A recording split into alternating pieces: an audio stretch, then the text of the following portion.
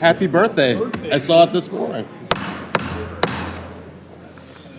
Committee on Foreign Affairs will come to order. I'm going to ask everybody, please rise, join me in the Pledge of Allegiance.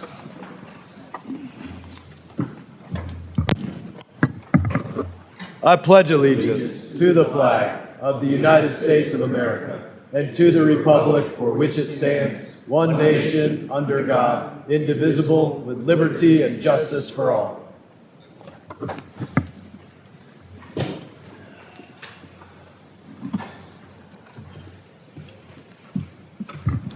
Good morning, everybody. Good morning to our witnesses.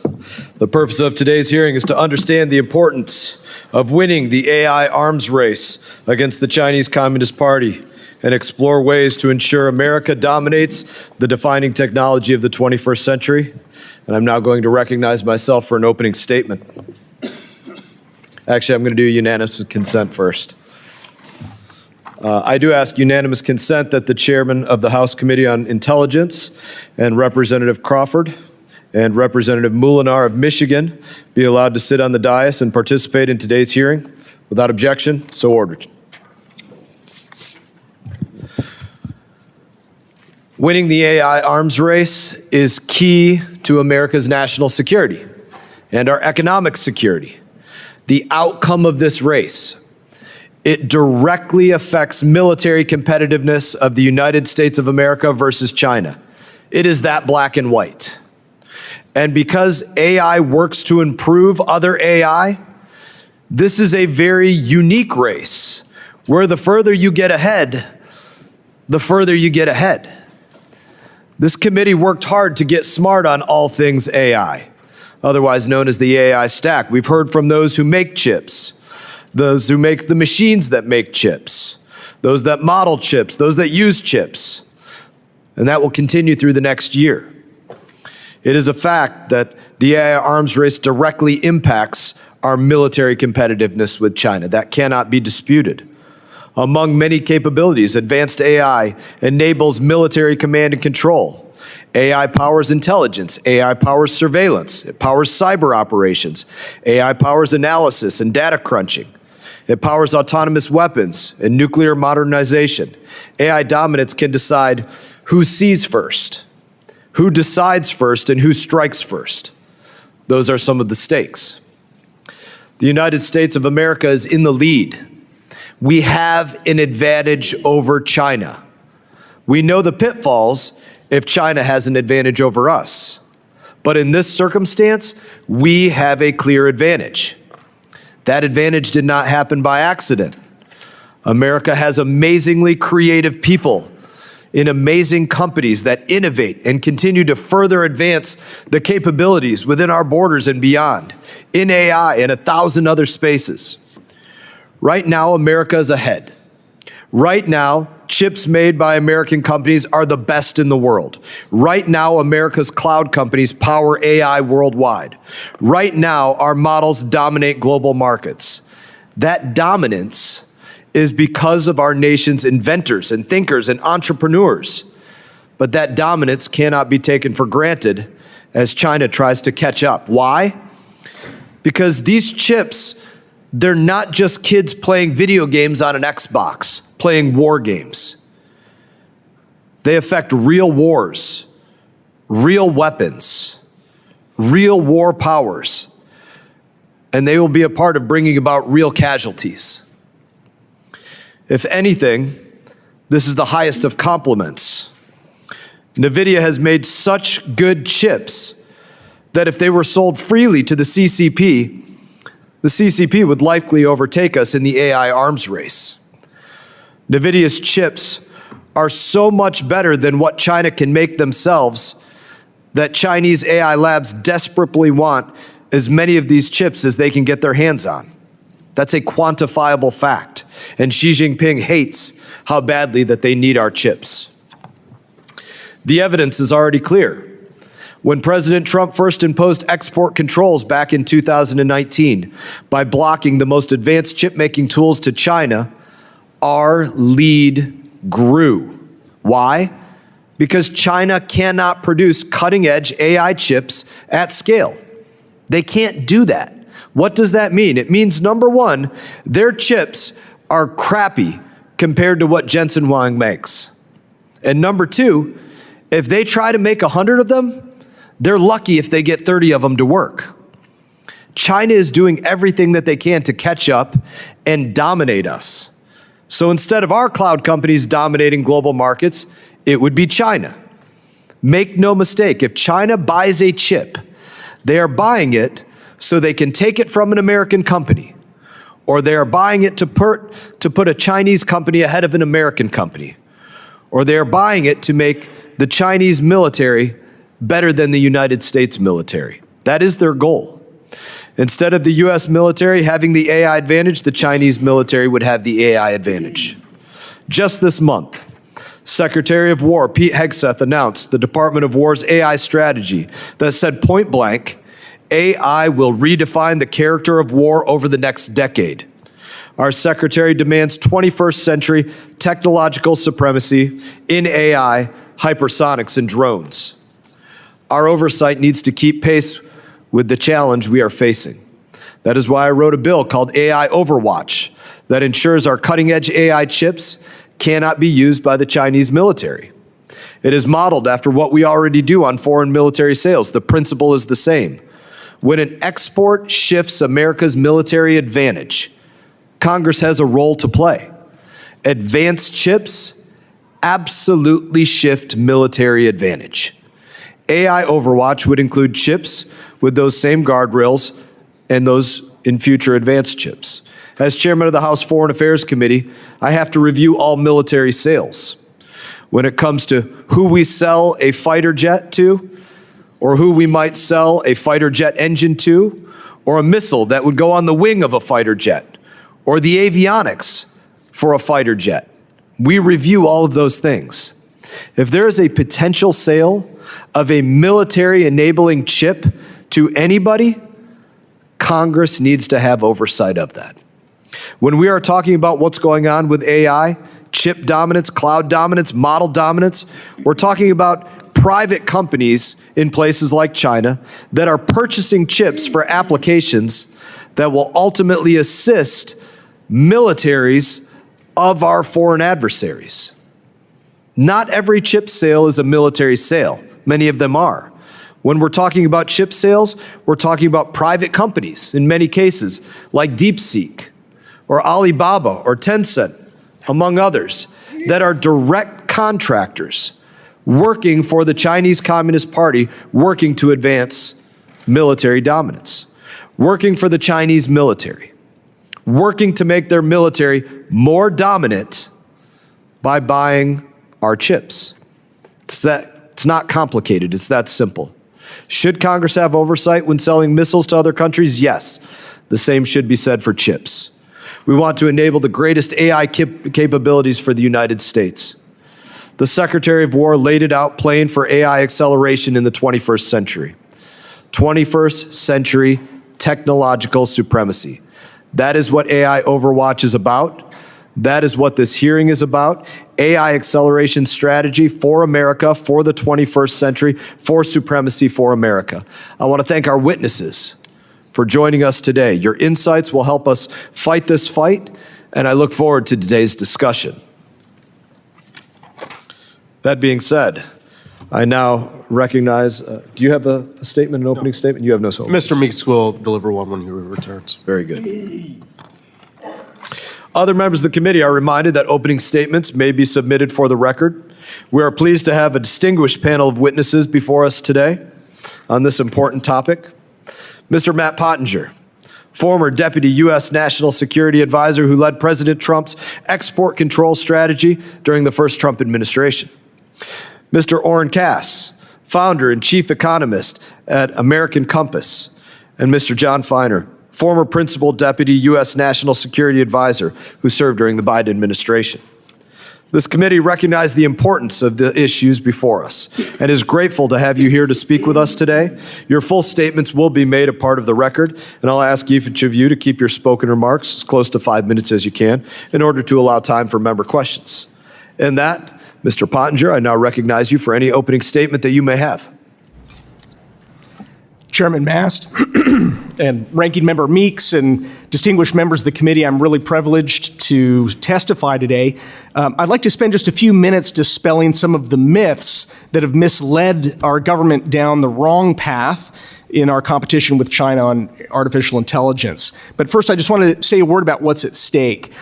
Imagine if the question before you today was whether to sell China the propulsion systems that make our nuclear submarines stealthy, or to debate whether to sell China a prototype of our F-47 fighter so that they could reverse engineer it, or to help Beijing paralyze our power grids through cyber attacks. We'd all laugh at the premise that there's anything to debate. Yet the United States has effectively taken a step toward all those outcomes and more by relaxing export controls and preparing to sell China the advanced chips that they need to try to surpass us in artificial intelligence.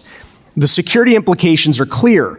Selling NVIDIA's H200 chips to China will supercharge Beijing's military modernization, enhancing capabilities in everything from nuclear weapons to cyber warfare, autonomous drones, biological warfare, and intelligence and influence operations. It'll also help China's subsidized companies compete with American AI developers, putting at risk hundreds of billions of dollars in U.S. investment at precisely the moment that transformational capabilities are emerging. And AI isn't just a pivotal technology, it is the pivotal technology that will determine whether the United States and its allies or an axis of totalitarian regimes lead in virtually all technologies, military and commercial. President Trump has made clear he wants to win this competition.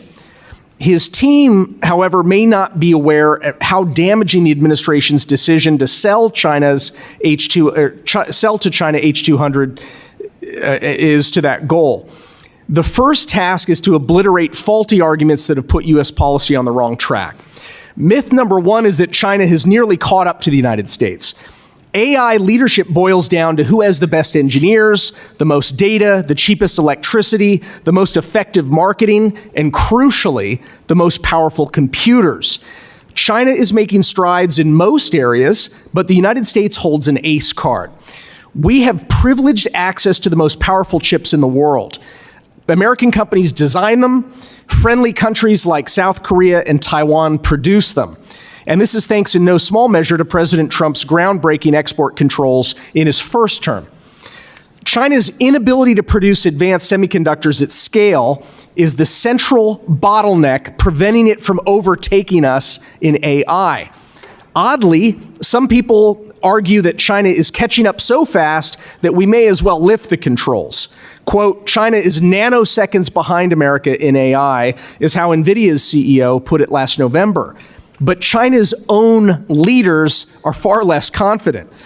Last April, China's ruler Xi Jinping instructed the Politburo to, quote, face up to the gap, close quote, in core AI technologies.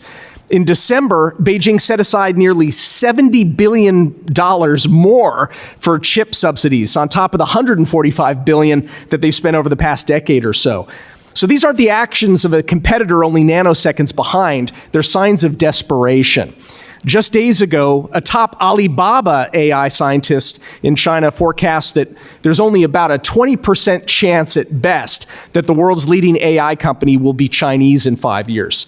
The chief scientist at another Chinese AI company, Zhipu AI, noted that, quote, the gap may not be narrowing, it might even be widening, close quote. Leading Chinese chip company Huawei can make only a fraction the number of chips as its closest Western competitor and with only a fraction of the computing power. The second myth is that we can make China addicted to U.S. chips. Beijing utterly dismisses that premise. Quote, even if we introduce NVIDIA chips, our determination to pursue independent innovation will remain unwavering, is how the vice chairman of China's Semiconductor Industry Association put it last week. He continued, quote, the purpose of importing those chips is to catch up better, and catching up will eventually lead to running alongside or even taking the lead, he said. In other words, Beijing views NVIDIA chips just as a stopgap to help it leapfrog the United States. Finally, is the myth that we've already lost the AI race. This is in some ways the most dangerous myth, this idea that China's momentum is unstoppable and that America should accept decline. This is defeatism. America still holds the high ground. Our companies design the world's most advanced chips, and they dominate global cloud infrastructure. Here's quickly how to keep it that way. First, let China's leaders struggle to reinvent the wheel. If China wants to spend hundreds of billions of dollars to stay in second place on chip making, they should be our guest. The Soviets made the same mistake trying to replicate Ronald Reagan's Star Wars missile defense. Second, reverse the decision to sell China advanced AI chips. Congress needs to put guardrails in place so that this mistake can't be repeated. Third, get our allies to level up. The Netherlands and Japan still sell advanced semiconductor manufacturing equipment to China long after U.S. firms have been prohibited by Washington from the China market. So we need to push allies to match our export controls fully. Thanks so much for the opportunity, and I look forward to your questions. Thank you, Mr. Pottinger. Thank you, Mr. Cass. I now recognize, Mr. Cass, I now recognize you for any opening statement you may have.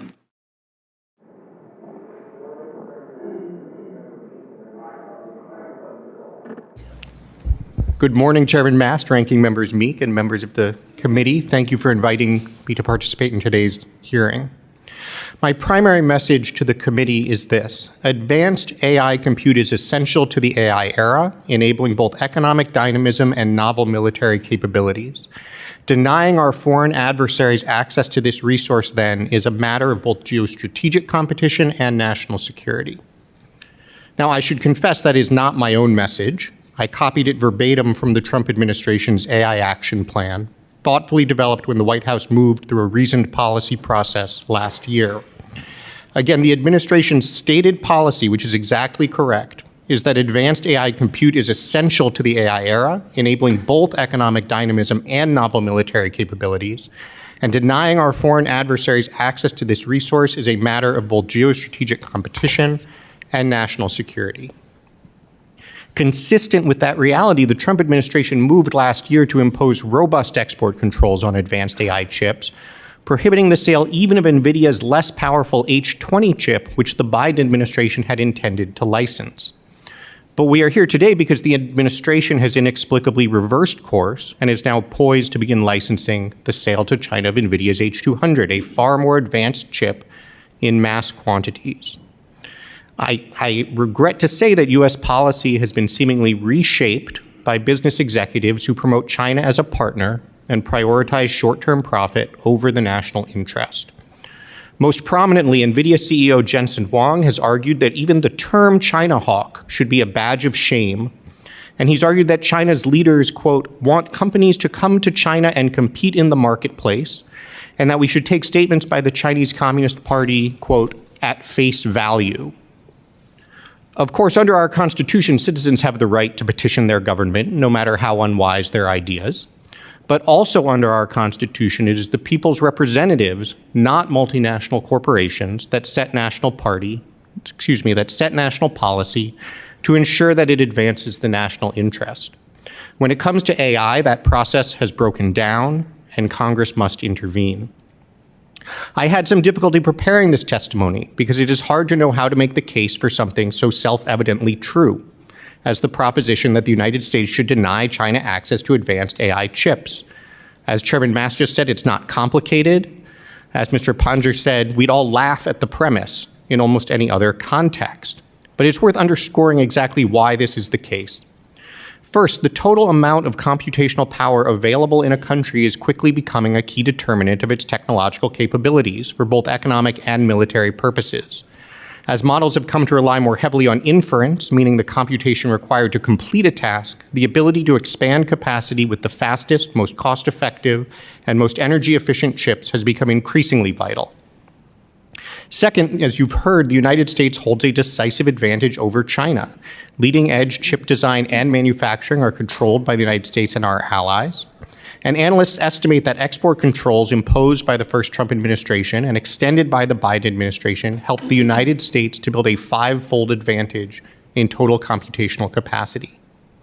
Third, as investment in AI infrastructure surges, chip manufacturers are struggling to meet demand. NVIDIA has repeatedly declared itself, quote, sold out, and customers have faced long wait times. More recently, the chip on wafer on substrate packaging process and the high bandwidth memory critical for inference have become bottlenecks. Redirecting supply toward China will not only boost its technology sector, but also hamper ours. Thanks to short-sighted action by policymakers and corporations, the United States has already given away leadership in key technologies and supply chains to China. Our leadership in AI represents a crucial countervailing advantage that we must leverage if we are to maintain our military superiority and rebuild our industrial base. Blundering instead into exactly the same mistake yet again, like Charlie Brown chasing after Lucy's football, giving away this crucial technology because CEOs believe they can win in China and investors want to make a quick buck, would be an unconscionable error of world historical proportions. Setting export control policy is ultimately the responsibility of Congress. Legislation like the AI Overwatch Act would be an important step forward and is well aligned with the executive branch's AI action plan. Its requirements would ensure that licensing decisions are appropriate, the reasoning is well articulated, and the decision makers are accountable to the American people. What is going on now behind closed doors cannot continue. Thank you again for the opportunity to testify, and I look forward to your questions. Thank you, Mr. Cass. I now recognize you, Mr. Feiner, for any opening statement that you may have. Thank you, Mr. Chairman. Chairman Mast, ranking member, members of the committee, it's an honor to be here with you today in my personal capacity on a matter of such enormous consequence. I've been privileged to serve our country on national security issues for most of the past 17 years. In that time, I've worked on no issue more important than the competition between the United States and the People's Republic of China. I actually arrived in Hong Kong in 2001 during a time of what felt like great promise. The story since then has become infinitely more complicated, and I need not reprise it all here. But suffice it to say, many of the assumptions about China's trajectory and intentions of that period proved wildly optimistic and just plain wrong. Most consequentially for today's hearing, more than a decade ago, the Chinese government embarked upon a concerted effort to dominate the emerging technologies of the future, as well as their supply chains.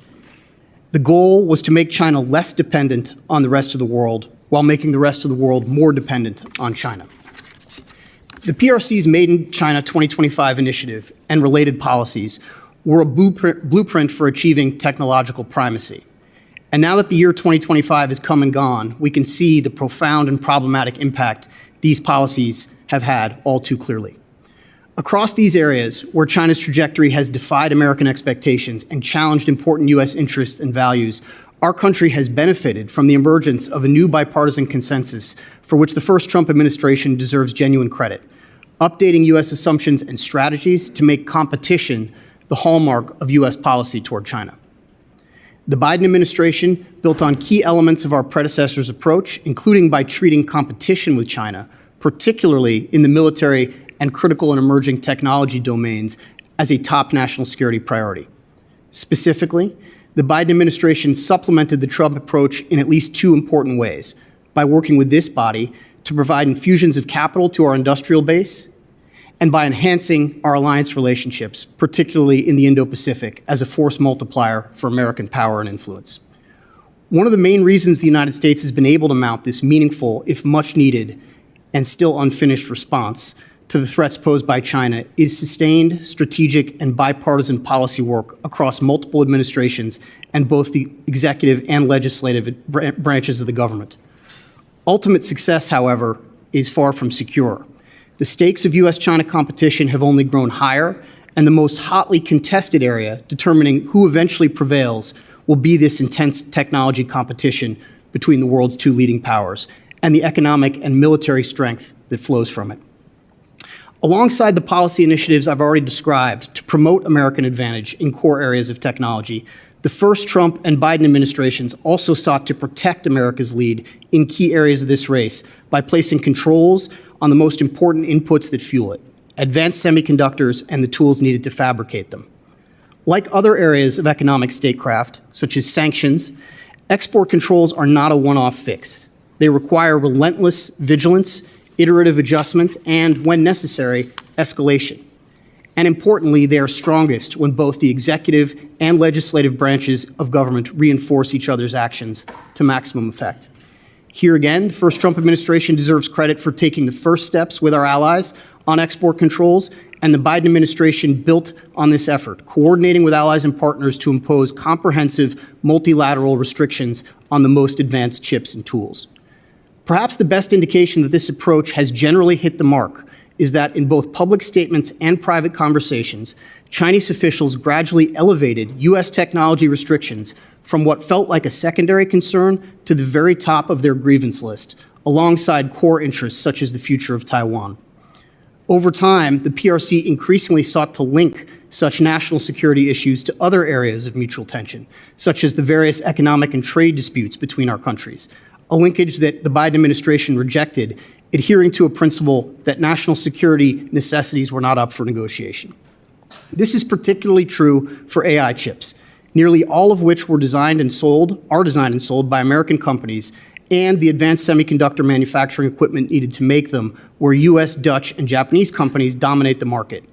Together, these technologies enable the US's most important remaining advantage in the AI race, a substantial leading compute needed to train and operate large language models.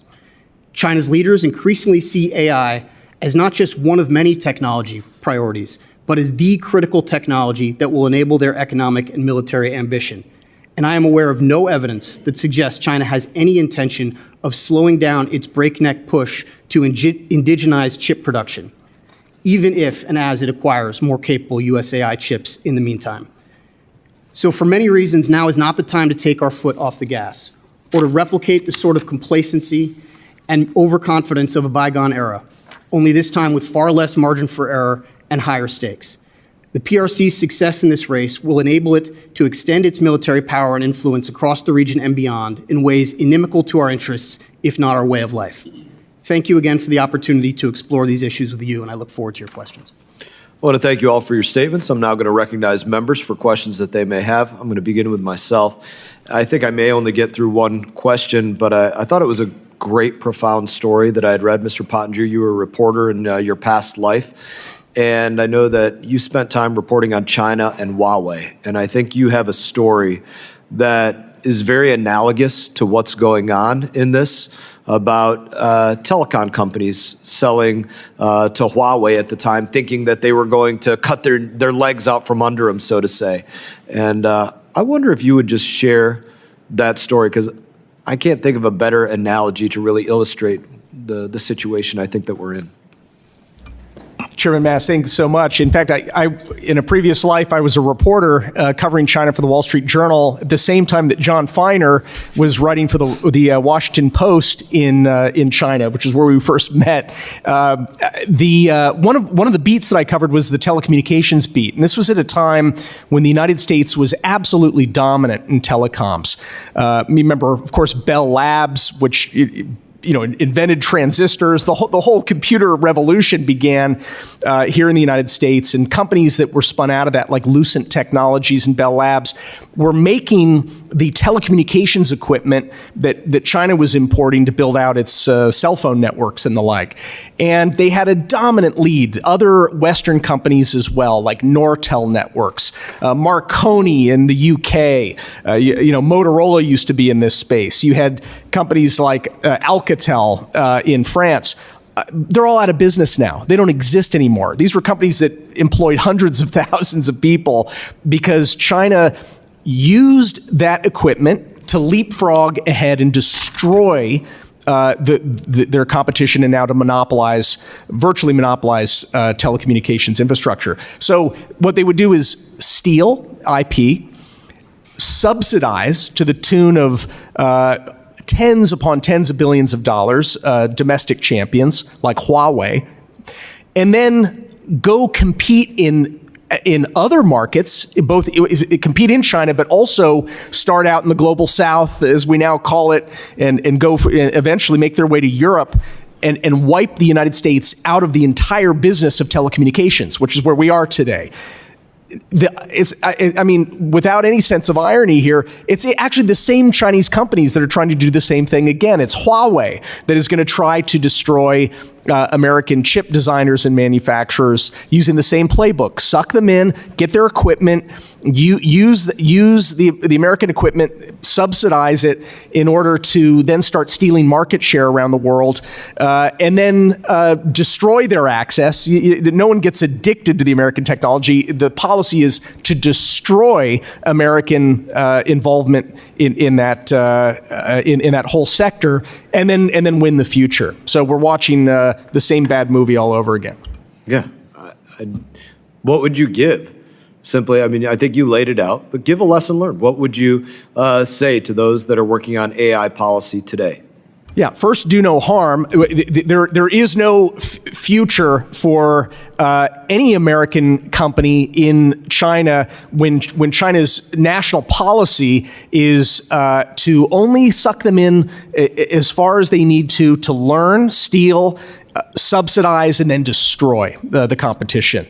So we should not be selling even the previous generation of NVIDIA chips, the H20s that Oren was just referring to. Now we're going to head to a far more powerful chip that is virtually state of the art. So when they come out with the Rubin chip, we shouldn't step back and start selling Blackwell chips. The hundreds of billions of dollars that are going into building this data center, they don't just upgrade to Rubin chips. These are American companies that are spending hundreds of billions of dollars. They're investing for the long term in current generation technology.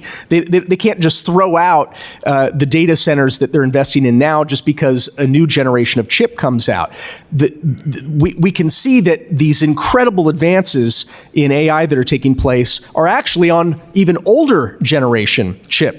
So we don't want to just maintain a little marginal lead. We want to absolutely continue to expand our lead over the People's Republic of China. I think this is a difficult subject. It's not an intuitive subject for most people when you talk about the full stack of AI, right? Unless this is what they went to school for, it's not intuitive.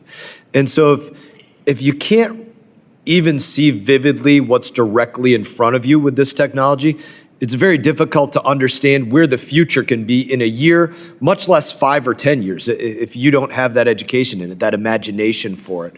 So take that and tell me, what are the risks that we face in the future? Where can we get to that most people aren't even tracking that this could bring us to this place in the future? Yeah, I think we have to be humble to your point about thinking that we can see how far China could go if it had really advanced chips, or assume that they can't catch up. Gordon Moore, the great genius who helped, he created Moore's law that said that chips will shrink in size and expand exponentially every 2 years in power. I was watching a documentary. Even he, the guy who created, in many ways, the computer era, didn't realize that personal computers were going to become a thing. He was building chips at the time for big mainframes. So, I mean, the whole revolution that he brought about, he couldn't even see the implications right in front of him until after things started to move. So we don't want to give Beijing the chance to surprise us and to go beyond our imagination, because there's no such thing as civilian in one compartment, civilian uses, and then military uses in another. China has a national strategy called military-civil fusion. It's literally national policy that all civilian and commercial technology must serve the interests of China's military modernization. Thank you. Representative Obama. Thank you, Mr. Chairman.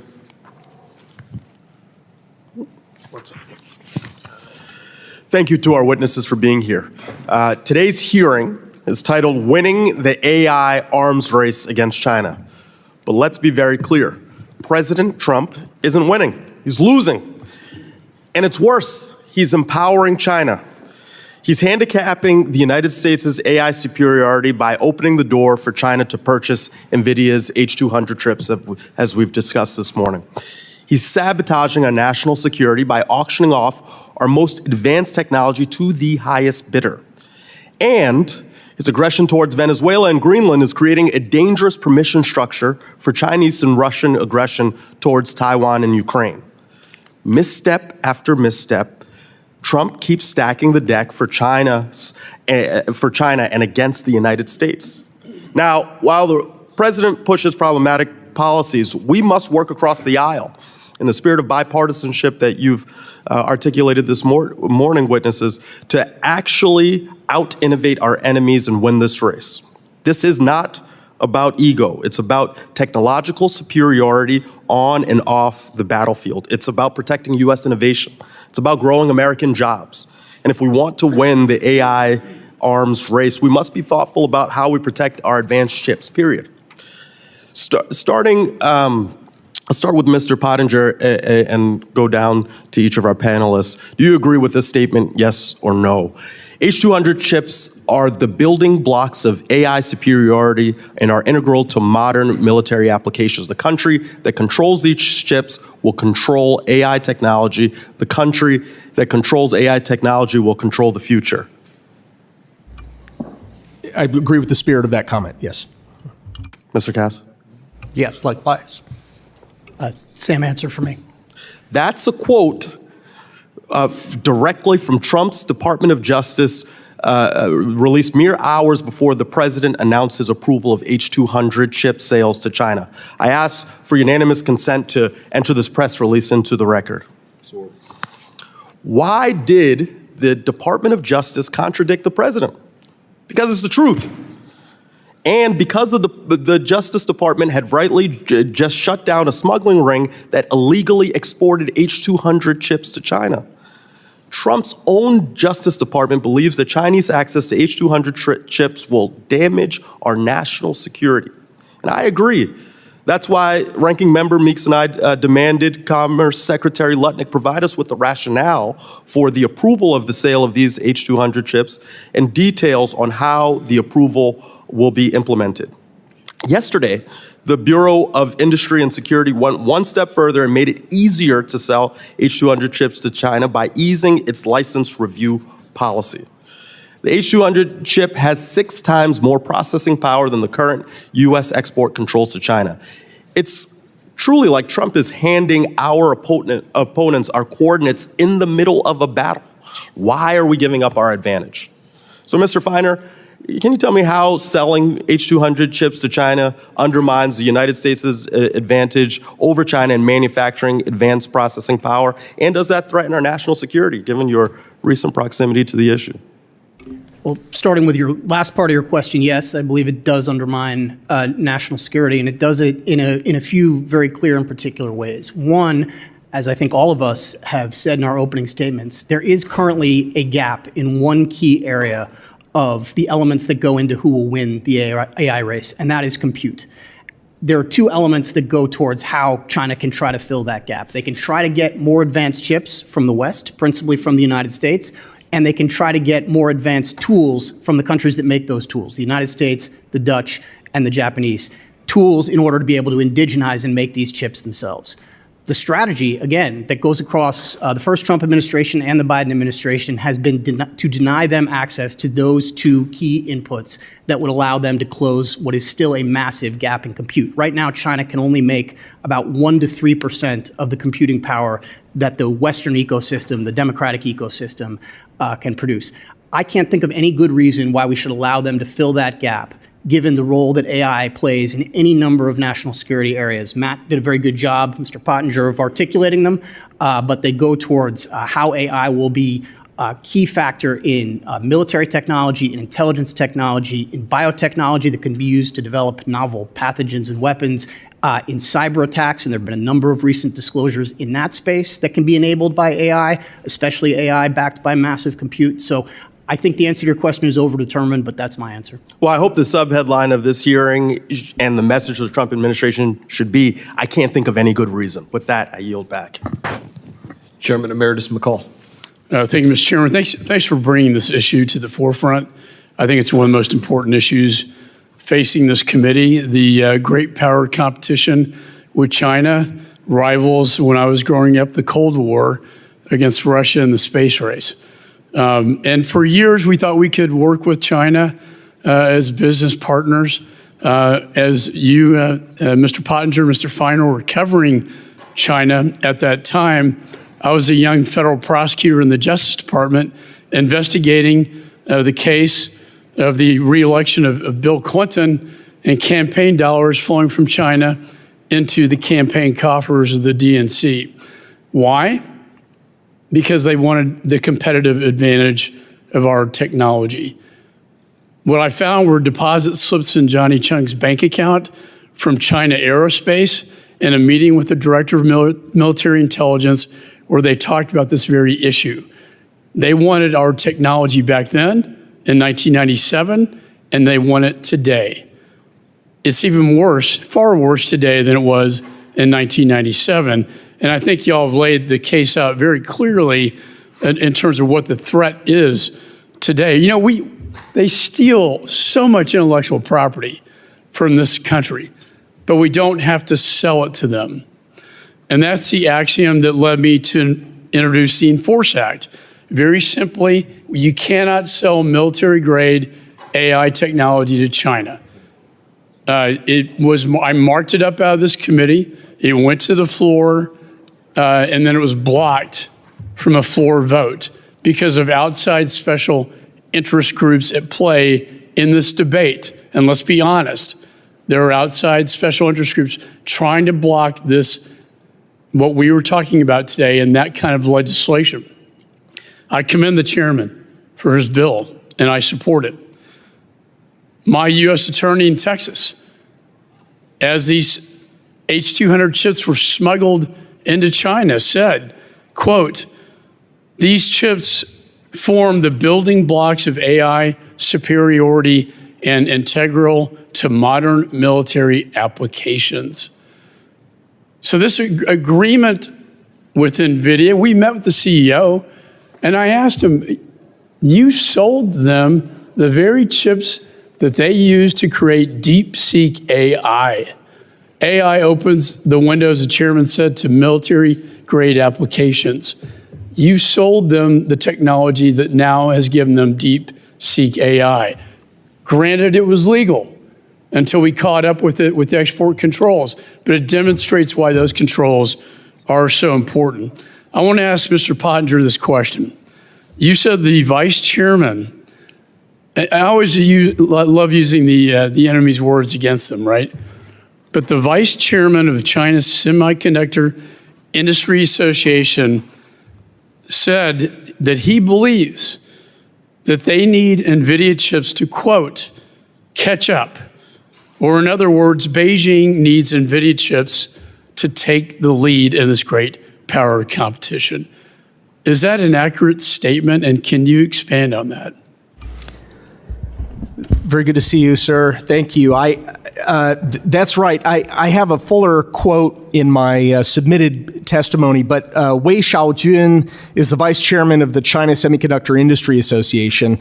So in China, industry associations aren't like they are here in the United States. The founding charter of the China Semiconductor Industry Association says that their purpose is to uphold Marxism, Leninism, Mao Zedong thought, and Xi Jinping thought on socialism with Chinese characteristics for a new era. So it's basically an appendage of the party state. What he was saying just last week is that we're going to use NVIDIA chips to leapfrog NVIDIA over time. We're going to use NVIDIA chips to leapfrog the United States in AI. That is the policy. It's very explicit. And essentially saying we're going to use NVIDIA chips to defeat the United States in the great power competition.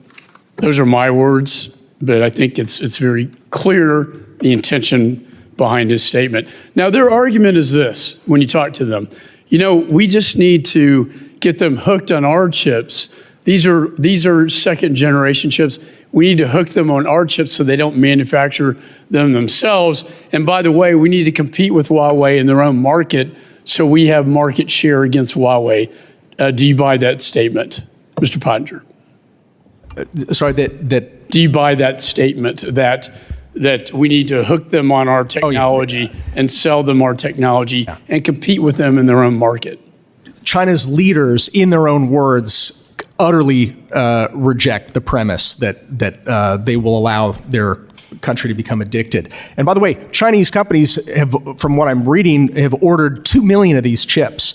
Chinese government may not actually let them import all of those chips because they want to mandate that Chinese companies continue to buy inferior Huawei chips at the same time until Huawei, they hope, can catch up. They'll use the more advanced AI that they're getting from the American chips, they'll use to compete with American companies and also to advance Huawei's planning and designs to catch up. So NVIDIA may actually be sort of seeding its own demise.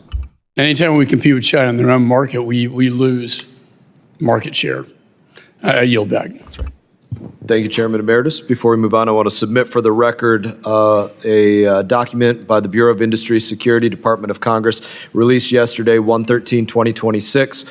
It is the rule regarding sales of H-20 and H-200s, and I want to thank the administration for putting this forward, outlining no sales to Chinese military, no harm to American availability, and so I submit this for the record without objection. So ordered. And I now recognize Representative Sherman. Thank you. I'm going to spend about 1 minute on what everybody else is talking about because I think it's already been covered pretty well. I think the chair gave a great statement as to why we shouldn't be doing this. And then we have the president gets us a 15% cut on everything NVIDIA sells, or a lot of what they sell. I'll ask our panel here. Should we sell F-35s to China if we get a 15% rake off for the U.S. Treasury? Does anybody think that's a good idea? I'll just, yes or no answer. Terrible idea. Have not heard of that. We should not. Easy question. And the former chair points out all the money and power that is against us here. But there's an area where there's even more money and power, and that is the basic issue of AI's domestic use, its development. There was a letter signed by, I believe, Elon Musk and many other luminaries back in March of 2023, calling for a pause for 6 months in AI development at the advanced levels. Think of all the money and power. That thing died right away. Now, in history, there are many occasions where you focus on your traditional, understandable enemy and then get sideswiped. We saw this with Byzantium and Byzantium and Persia fighting just to have the Arabs take over. We saw the Inca Civil War when they should have noticed that the Spaniards were coming. And we, of course, are very comfortable talking about how to take on China. We do that in this room all the time. They're our traditional enemy, at least now. And we fail to focus that the bigger risk is AI itself. We have a situation where, for the first time ever, there's going to be a greater intelligence than human intelligence on the planet. The last time there was a new level of intelligence is when our ancestors said hello to Neanderthal. It did not work out well for Neanderthal. And trillions of dollars are being spent to make AI more powerful. I've been talking about this for 25 years. You think that I sound weird now? You should imagine what people thought when my staff told me to stop talking about this 25 years ago. So the power, there's no way we're going to pause AI research. Trillions of dollars and China are two reasons. The question is whether AI will be a tool, in which case it'll still be pretty dangerous, just as fire or nuclear technology is dangerous, or whether we're going to allow AI to become a creature, an entity with its own objectives, its own ambitions, self-awareness. Now,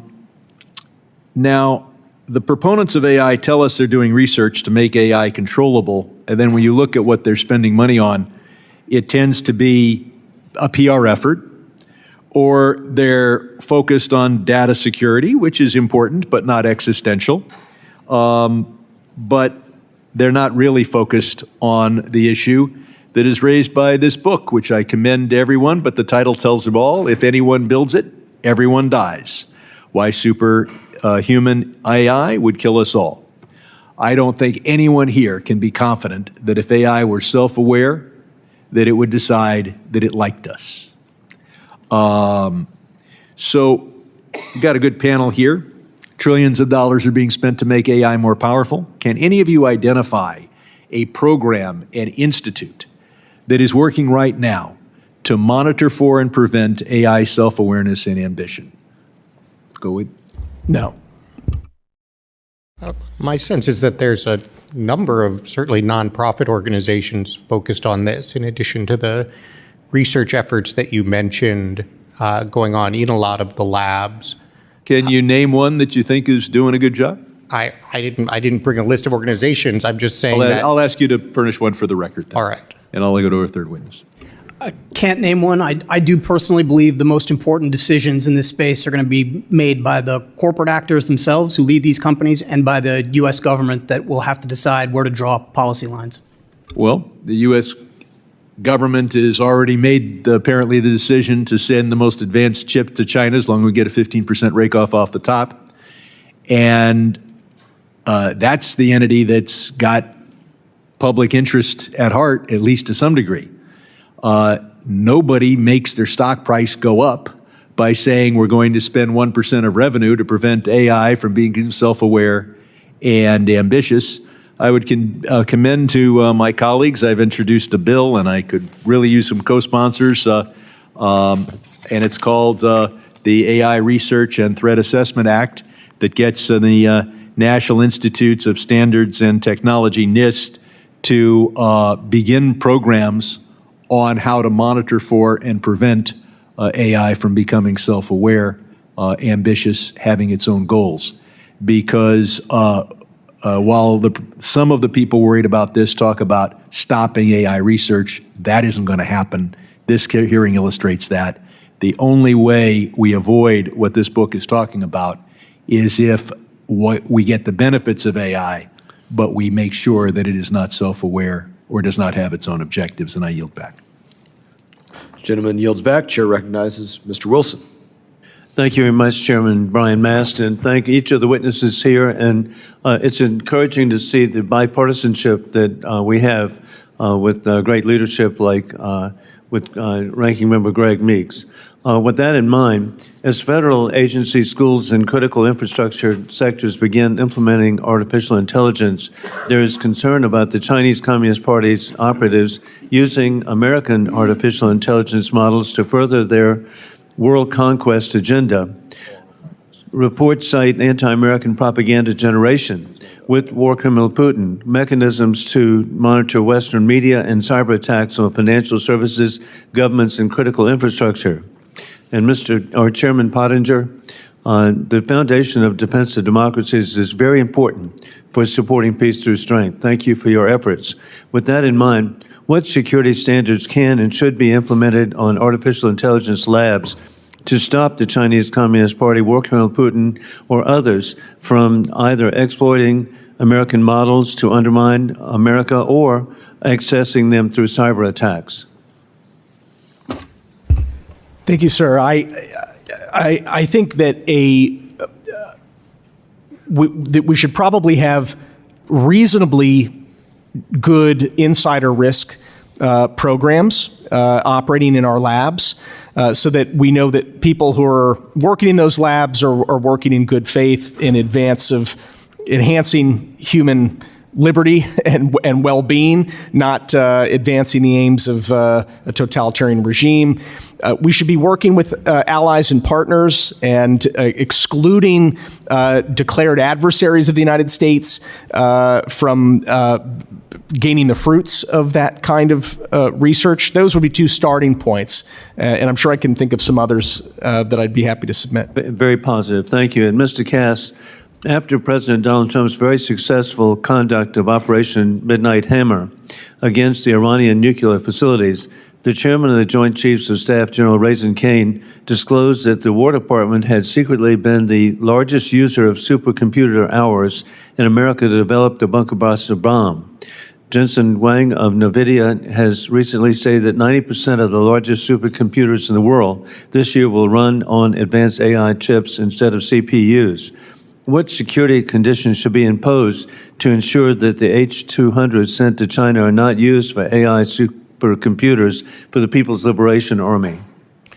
I think, unfortunately, it's impossible to impose such limits, which is why we should use the limit of not selling them the chips. As was mentioned earlier, China has a military-civil fusion policy that makes such distinction essentially impossible. I also think it's very important to say that the entire theory of it, quote, addicting them to our chips assumes that they're going to be able to use our chips for the things that they most want to use them for. There is no world in which we somehow don't let them use the chips for the most valuable purposes and they don't develop their own chips. It's a pretty nonsensical approach to policy, I would say. And indeed, there's a civil-military fusion that Americans just can't even comprehend with their plans for the future. And Mr. Feiner, I share your experience of having been in China 25 years ago. There was such hope for as our economies were so interconnected that it would be mutually beneficial that we continue to work together. As a son of a flying tiger, I was welcomed when I was there, as they appreciated America's liberation of China with my dad's service in Kunming, Chengdu, and Xi'an. But sadly, the CCP is hurting the Chinese workers and rewriting history to credit war criminal Putin for liberating China, which is false, as the Soviet Union only assisted China after the war was virtually over in the last days. How can we reach the people of China that the CCP policies are self-defeating? So, first of all, thank you for the question, Congressman. I don't want to be too optimistic about our ability to penetrate what is a very difficult information environment in China. The CCP imposes severe constraints on what information is allowed to reach the Chinese people through a well-documented Great Firewall, as it's sometimes called. That said, the United States should be messaging to the Chinese people exactly what our policy is, what our concerns are.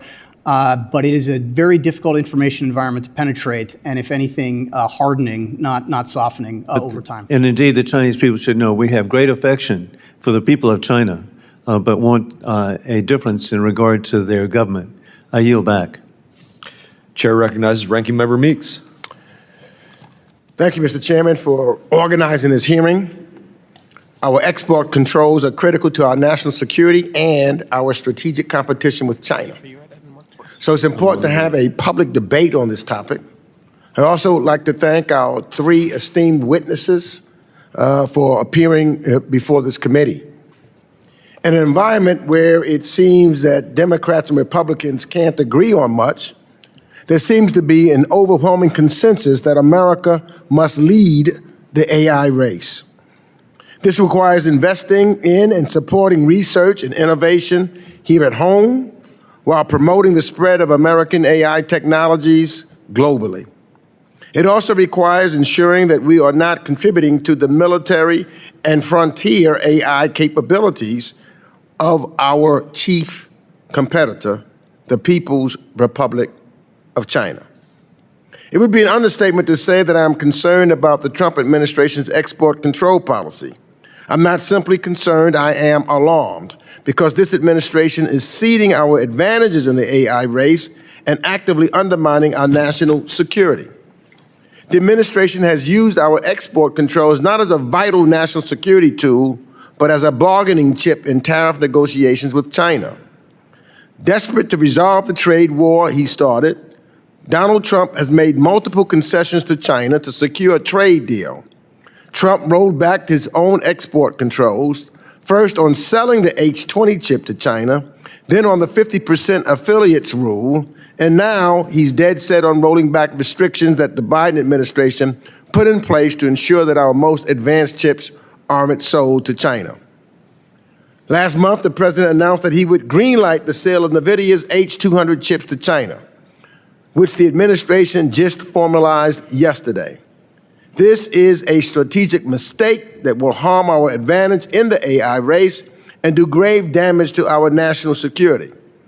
Just last month, when the Trump Justice Department charged two PRC individuals for smuggling H200s, it stated, "These chips are the building blocks of AI superiority and are integral to modern military applications," and I unquote. Additionally, the administration's proposal to seize 25% of the profits of H-200 sales to China raises all kinds of legal, ethical, and policy questions. The Export Control Reform Act of 2018 is clear. No fees may be charged in connection with the consideration of any application for a license approval. Our national security should not be negotiable, and it should not be for sale. And that's why last month I introduced the Restrict Act to ban the sale of H-200s to China and to codify the Biden administration's restrictions on the most advanced U.S. chips sales to China. Also last month, I sent a letter to the Department of Commerce requesting license information on advanced chip sales to China, as well as copies of any government-to-government agreements related to advanced chips exports. Despite my January 12th deadline, the Commerce Department has yet to provide the information I requested. Mr. Chairman, I would like to ask for unanimous consent to submit that letter into the record. So ordered.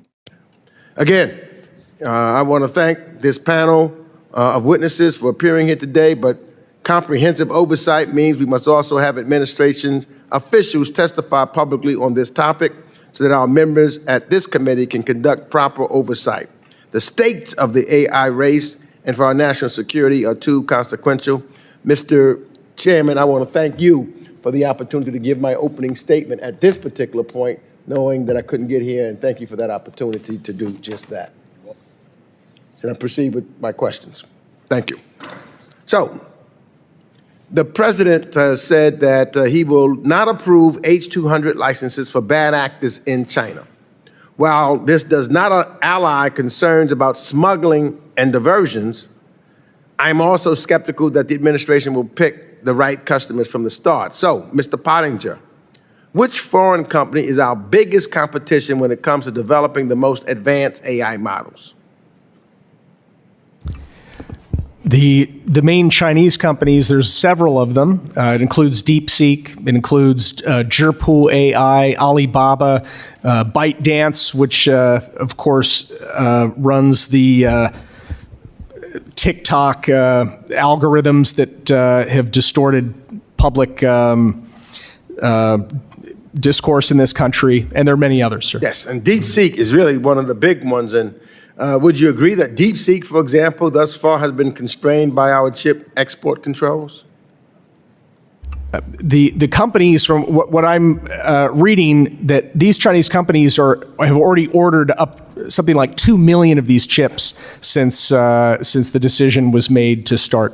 But my question was, do you agree that until it was found out that they were constrained beforehand? Absolutely, and they fear that the gap would continue growing, but for the H-200s.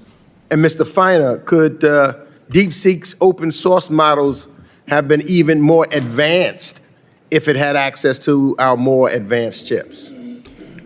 Thank you, Ranking Member Meeks. I think the answer to that is undeniably yes. DeepSeek's model was built essentially on U.S. chips it acquired before export controls went into place, probably some chips that were smuggled subsequent to export controls going into place, and giving them access to more advanced chips will only allow them to build a better model. And by the way, you don't have to take my word for it. The DeepSeek CEO himself was recently quoted as saying, "Our problem has never been funding, it's the embargo on high-end chips."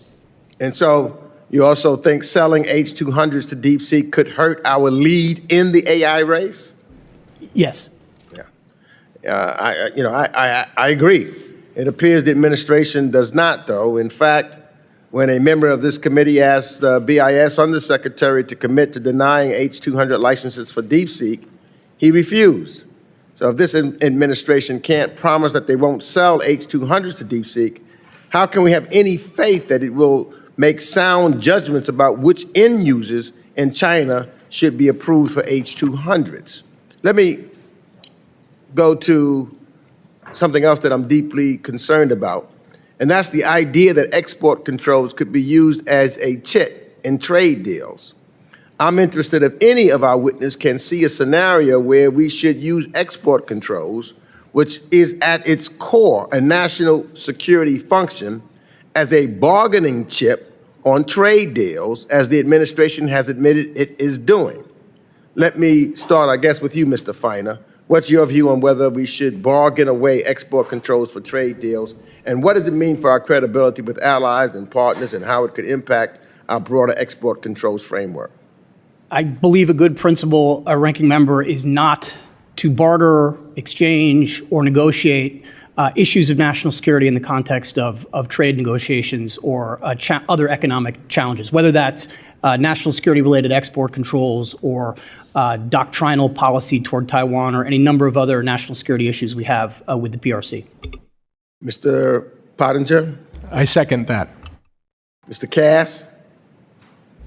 Certainly in the context of the negotiations they've been holding, there's nothing to negotiate. China's not able to offer anything of value because it's not interested in actually having a constructive relationship with the United States. So let me ask this, be my last question. By rolling back our controls against China, has the administration created incentives for our partners to do the same thing? And what impact do you think it has on working with allies and partners on export controls against China in the future? Mr. Feiner? So I mentioned in my opening statement, as did some of the others, we haven't focused on it as much in the questions, but the other key control that is placed on technology going to China is semiconductor manufacturing equipment. And there is almost an explicit, certainly an implicit understanding among the United States and then the other countries that make this SME that if we are going to ask of them not to give their companies access to the Chinese market to sell SME, we should be asking the same thing of our chip makers not to have access to the Chinese market for the most advanced semiconductors. If we roll back or erode the restrictions on our own companies, certainly the incentive is there for them to roll back or erode the restrictions they're placing on their own companies, and that's one of the big concerns I have about the recent announcement related to the H-200. Thank you. I yield back.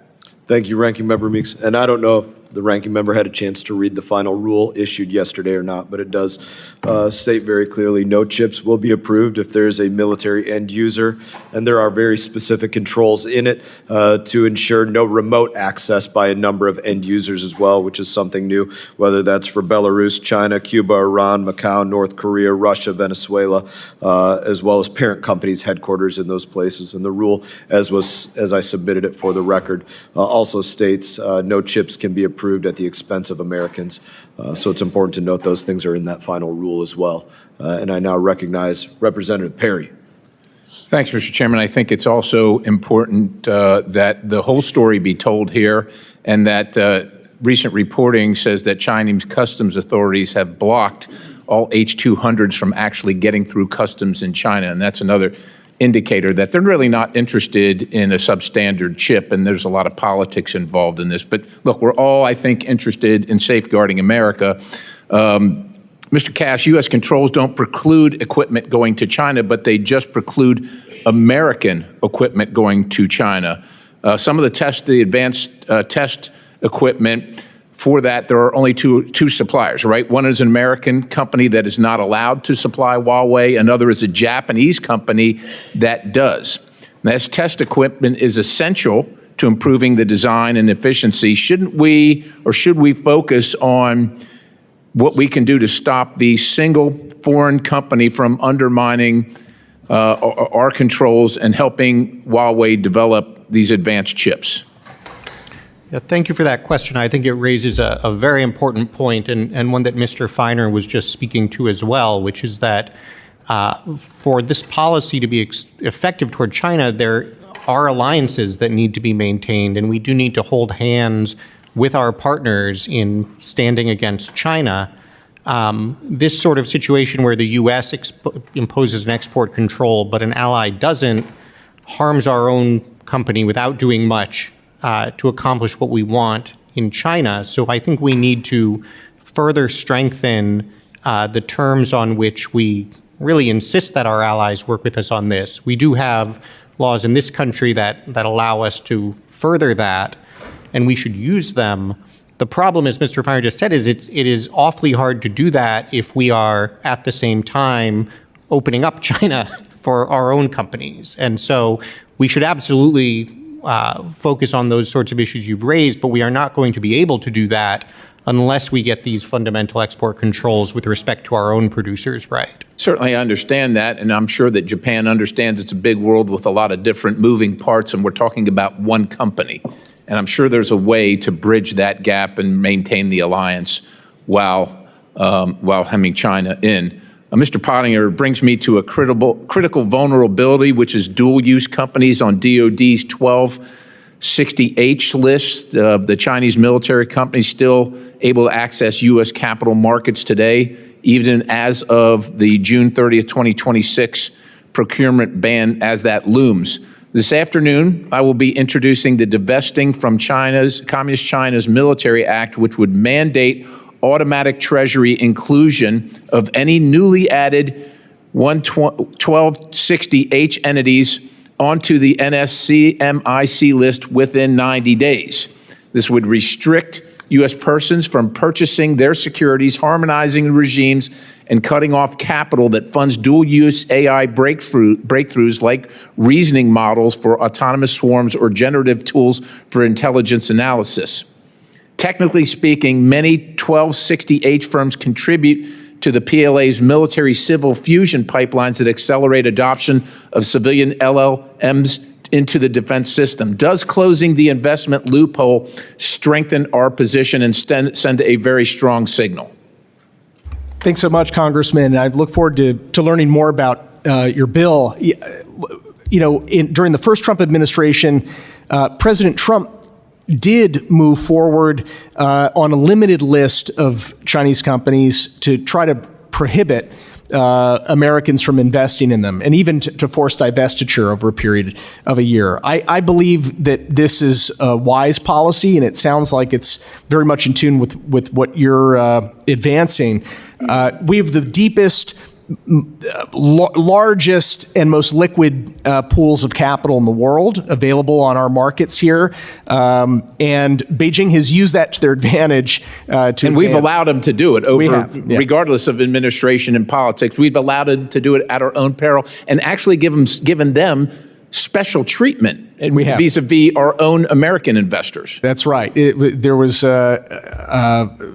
fortunately, the Holding Foreign Companies Accountable Act that was passed a few years ago that was designed to close at least one of those loopholes, and I'm not even sure that has been closed yet. So thanks for your leadership on that. Appreciate it, Mr. Chairman. I yield the balance. Representative Liu is recognized. Thank you, Chairman Mass. Before I talk about AI, I want to talk about Venezuela. This morning, Democrats held a special hearing on Venezuela, and we did so because Republicans refused to hold a public hearing on Venezuela. I'm just going to state a very obvious fact. If Republicans thought what Donald Trump did was good, why are they afraid to talk about it? Why are they afraid to hold public hearings on Venezuela? Because they know that Donald Trump's Venezuela operation is a disaster. Donald Trump said he is acting president of Venezuela. And what did we learn from the State Department recently? They just issued a dire warning telling Americans to leave Venezuela right now because there are armed militias running around targeting Americans. And the Exxon CEO recently said to the White House, to Donald Trump's face, Venezuela is uninvestable. I demand that this bipartisan Foreign Affairs Committee hold a hearing on Venezuela to get the truth out to American people. Now let's talk about AI. So as far as I can discern, this is the White House policy on AI. Suppress federal bills on AI, try to suppress any state from regulating AI, and then sell advanced AI chips to China. And now I'm speaking to the tech industry. Following the White House lead, they have led you down a dark and wrong path because it's resulted in the three things you want to avoid. Backlash from the American public. You've got now backlash from Democrats and Republicans, and you've got multiple states regulating you. So maybe you just ask your large language model for a better approach, because it's not following the White House policy. It's led you down the wrong path. Now, specific to export controls on AI chips, I think there's really only one question here, which is, well, how long is this going to delay China from getting the chips? Or getting the same sort of capability? I served on the U.S. Air Force on active duty. One of the reasons we have an amazing Air Force is not because we have a fighter jet no one else has. It's because we have a fighter jet no one else has for 10 to 20 years. So in terms of AI chips, if you were to tell me that stopping or banning high-performance chips to China would hold China back for 2 weeks, I'd say sell these chips to them. If it was 2 months, I'd probably still say sell these chips to them. If it was 2 years, I would say no, we probably shouldn't sell these chips to them. So my question is, what NVIDIA has said is that the highest performance Chinese chip, which I understand is the Sen 910C, is comparable to the H200. So I just want to ask that question of all of you. Do you agree with that? And if you don't, what is a timeline we're talking about here? 2 months, 2 weeks, 2 years? Anyone can answer that. I'll speak to it briefly. I think it's a very important question to focus on the actual technical details. And it is, first of all, just not the case that any chip coming out of Huawei at this point is the equivalent of what the H200 can do. I think it's also important to make two other distinctions. One is just how many chips Huawei can produce. Somebody mentioned earlier, and exactly correctly, even if Huawei can produce a couple 100,000 chips in a year that are equivalent to some American chips, the U.S. can produce millions. And as Mr. Pottinger mentioned, that's why China is now trying to buy, the Chinese companies are trying to buy millions of these chips, because it is not just the capability of the individual chip, it is the scale.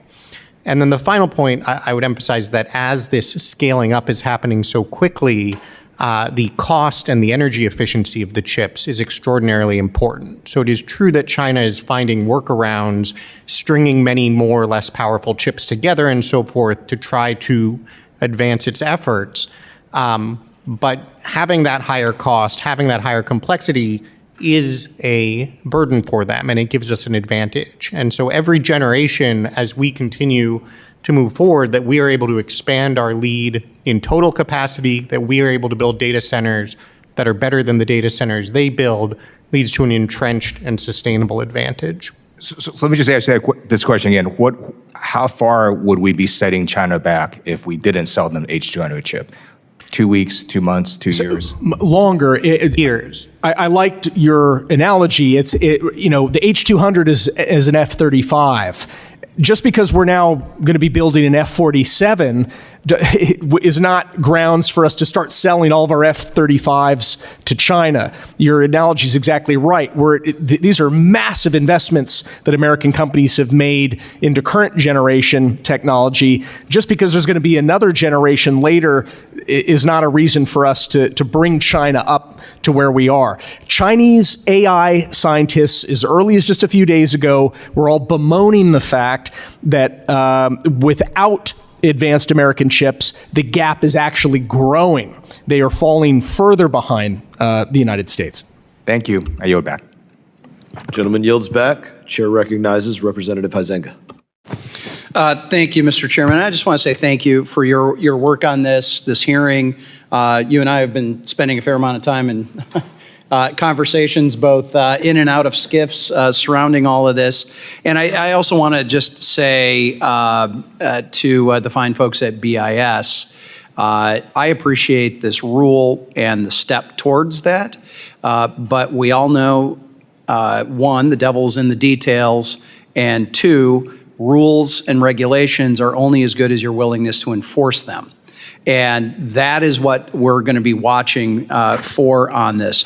So I'm going to start. Obviously, we've got some crown jewels here in artificial intelligence with Colossus 1 and 2 data centers, thanks to Elon Musk, which together host more than 1 million H100 equivalent AI chips. Data centers like this underpin, I believe, America's advantage in AI versus the Chinese Communist Party and their capabilities. So, Mr. Cass, let's say China had its own equivalent, Colossus 1 and 2. What kind of military intelligence and economic capabilities could that unlock?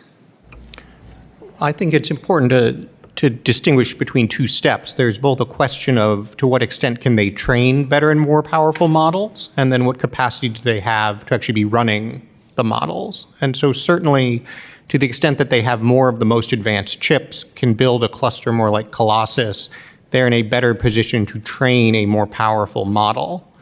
The second problem... the 2 million number was thrown out by Mr. Pottinger earlier, and whether that's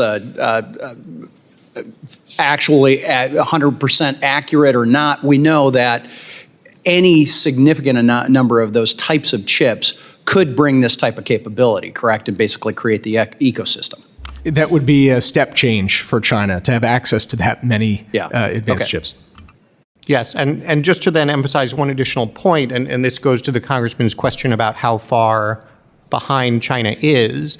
At the end of the day, the rate that you can deploy AI, whether for defense or in your economy, comes down to the total amount of computational power that you have. And so I think a best way to think about whether we are ahead or not is what share of that most advanced computational power do we have? We were roughly at parity with China before we imposed all these export controls. We now have a 5x advantage. To Mr. Pottinger's point, we should be trying to drive that higher, not saying it's okay for it to come Well, down. I mean, not everybody agrees, right? I mean, there are some people that are arguing the most effective way to kneecap Huawei's growth in semiconductor manufacturing, and by extension China, is to take market share. I think that was getting talked about a little while ago. And they believe that mass sale of AI chips will then basically allow us to front run. It's been a while since I've read Sun Tzu's Art of War, but I kind of remember a few concepts of this about how you're going to suck your enemy in before you then do an end around on them. And it seems to me that two things can be true. They may need advanced chips currently, and they also may still strive to develop their own indigenous chip systems. So it seems to me that some people are arguing, well, yeah, but if we just sell these to them, then it's just going to drop off, and it's not going to happen. And now, there's been some, and I think it was Mr. Cassie who had suggested maybe Xi Jinping may not allow this, or whoever the decision makers are. We know it's pretty much him. But so what happens if Xi decides not to block Chinese AI labs from purchasing H200? What if he does decide, does that mean America should be selling these H200s or even more advanced chips to China to sort of entice them in? Yeah, absolutely not. And you're right. Xi Jinping has made clear, and it's cascading through his system, the message is Chinese companies can buy a certain number. It's not clear how many they're going to permit them to buy of these H200s, but they'll be required to continue buying inferior Huawei chips so that Huawei can catch up and eventually basically push NVIDIA completely out of the market. So it's a total fairy tale to think that this is a way to addict China to our technology. We've seen it over and over and over again. In my closing moments here, I think Mr. Perry had talked about and asked about testing equipment. I would note that I have a bill, the Semiconductor Technology Resilience, Integrity, and Defense Enhancement Act, STRIDE Act, which would require our allies to adhere to our own export controls, and I guess the question is, should the United States use foreign direct product rule to end foreign backfilling? What we're seeing is some of our allies are allowing that backfilling to go in and do repairs and enhancements and those kinds of things. We should, if necessary.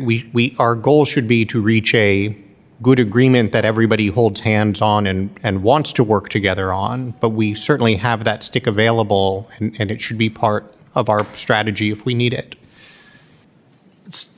And I know, Mr. Chairman, my time, he just gave me the wink like you're done. So, but I do appreciate the extension there, and this is extremely important, and I appreciate everybody's time and attention. Thank you. Representative Kamlagerdev.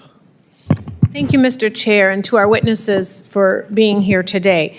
I will say it is a new low for this majority to refuse to even discuss, let alone conduct oversight of the president's invasion of Venezuela and potentially U.S. partners around the world. This committee has never made itself as irrelevant to our country's foreign policy as it is right now. And I don't know how this majority expects to to credibly call out the dangers of China's AI capabilities if Trump is committing the same coercion, exploitation, and imperialism they warn could come from China.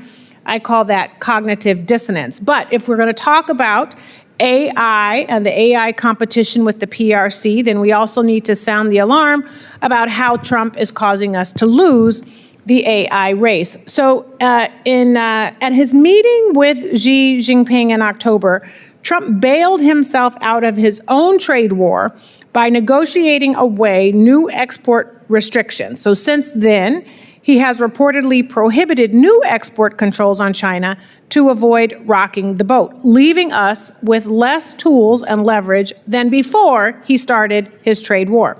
So, Mr. Feiner, would you say that removing our ability to impose new restrictions on the AI technology sold to China is detrimental to protecting U.S. leadership in AI?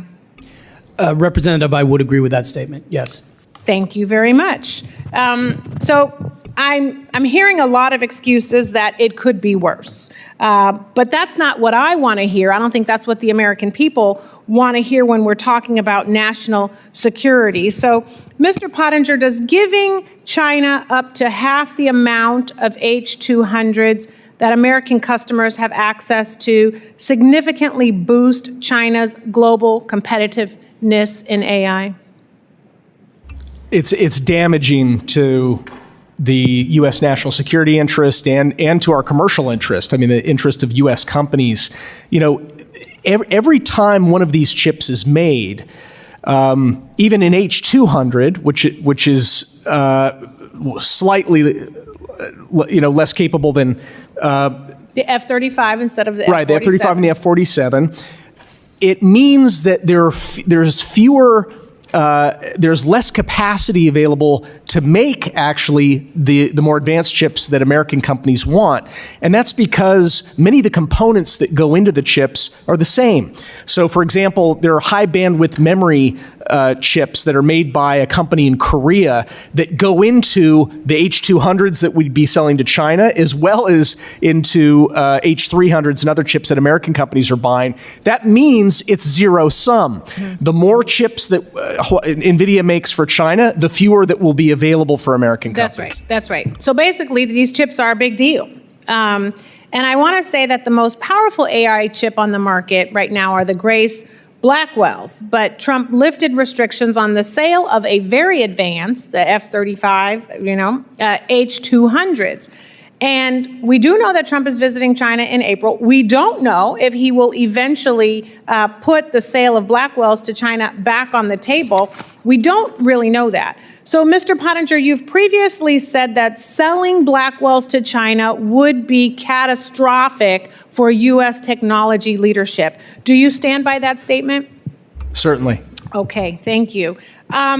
We also know that Trump's BIS has created a massive backlog of license applications to even low-risk countries, and that is holding up billions of dollars in potential R&D funding for our chip industry, because we know that AI innovation is supported by the revenue that U.S. semiconductor firms invest back into R&D. So, Mr. Feiner, would you say that this recipe that I just mentioned undercuts our global competitiveness? Not only do I agree with that, I think the addition of now what looks to be a very complex review that will have to be undertaken with regard to the rule that was promulgated last night, and I've just started to dig into it like everybody else. The fact that is going to be a time-intensive, labor-intensive review involving multiple factors, hard verification. By the way, verification that's going to depend, in some cases, on the attestations of Chinese companies about who their customers ultimately are. That does not suggest to me that this backlog is going to get shorter. And the idea that we're going to be doing this labor-intensive review to have chips end up going to China as opposed to partners, allies, and other places, to me, does not strike me as the best possible use of BIS resources. You're being very kind. Thank you for your responses, Mr. Chair. I yield back. Representative yields back. I would say know your customer, know your client requirements are very significant. I applaud the administration for putting those in there. Now I recognize Representative Burchett. Mr. Cass and Mr. Pottinger, what are some of the economic implications of China getting an edge over the U.S. in AI manufacturing? And I worry about this body specifically getting involved in regulating AI because, I mean, I joke around and some of these guys are still driving a 72 Pinto with an 8-track tape player, and they're going to, I mean, I couldn't even spell AI when I got up here. So I'm just trying to figure out where we're at on this thing. Sir, either one. I'm glad you've raised the economic dimension of it, because I think obviously we've focused first and foremost on these national security issues. The economic dimension of this is enormously important, I think, especially in the context of the reindustrialization that we are trying to pursue in this country. We are so far behind China on so many dimensions of the technology that we need just to make things and to be an effective producer of them. Again, because we gave all of that away making these mistakes the last time around. Let me stop you there. Do you think, I always worry about this, these lobbyists, knowingly or unknowingly, whatever, I mean, they're mercenaries. They get paid by somebody who's paid by somebody, and it's linked back to the Chinese. Do you feel like they could be suppressing us through economic incentives, and then gutless politicians pass that along? I think it's something worth investigating. I don't know what's happening, but okay. I think that AI is one of the areas that it's not just about technology as a tech sector. It is an enabling technology that is the advantage we potentially have in becoming better at materials, becoming better at automation, becoming better at manufacturing processes, becoming better at supply chains.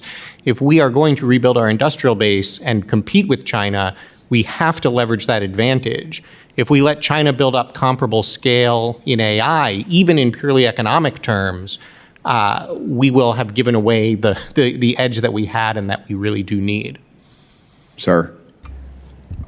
I would add just that helping China improve and expand its influence and dominance in the marketplace in AI is a form of regulation. In other words, we're regulating ourselves by giving a totalitarian dictatorship a major say in the standards and form that AI takes. China regulates more than this August body's ever regulated in its 250-year history. So if we're allowing Chinese companies to move ahead, we are accepting the intrusion of government regulation, except that regulation is being made in Beijing. Well, that goes to my next question. How close are they? I hear they're a nanosecond behind us. What does that mean? I'm from East Tennessee. Help me out a little bit here, bro. I do not dismiss the very remarkable innovations that are also coming out of China. They've got good engineers. They've got access to more data than we do because there's no privacy from their government. But the crucial problem for them, the crucial bottleneck, is they don't have the computing power we have. And according to Chinese scientists themselves, as early as a few days ago, they were saying the gap is widening. We cannot catch up to the Americans unless we have that kind of computing power. If these export controls remain the same as they are now, who do y'all think will lead the AI race, say, in 5 years? Yeah, if we don't give China a launch pad to try to leapfrog us, we're going to win. Okay. We'll win this. Should there be a total ban in place, NEL? A ban, sir, on selling H200s and others? On the chips? Yes. Agreed, okay. Okay, if China were to move on Taiwan, what do you think that would mean for the U.S. technology and innovation? This would be a disaster for the United States because Taiwan is a friendly democracy. They've built up an incredible capacity. In fact, the only major capacity in the world to make these advanced chips, all kinds of advanced chips, including the ones we're talking about. So if China coercively annexes Taiwan, we're basically giving China a kill switch over our whole tech economy. Mr. Cass, you want to add anything to that, brother? All right. Well, I'll yield back my remaining 1 second, Mr. Chairman. Thank you. Representative yields back. Representative Costa is recognized. I thank you for that additional 1 second.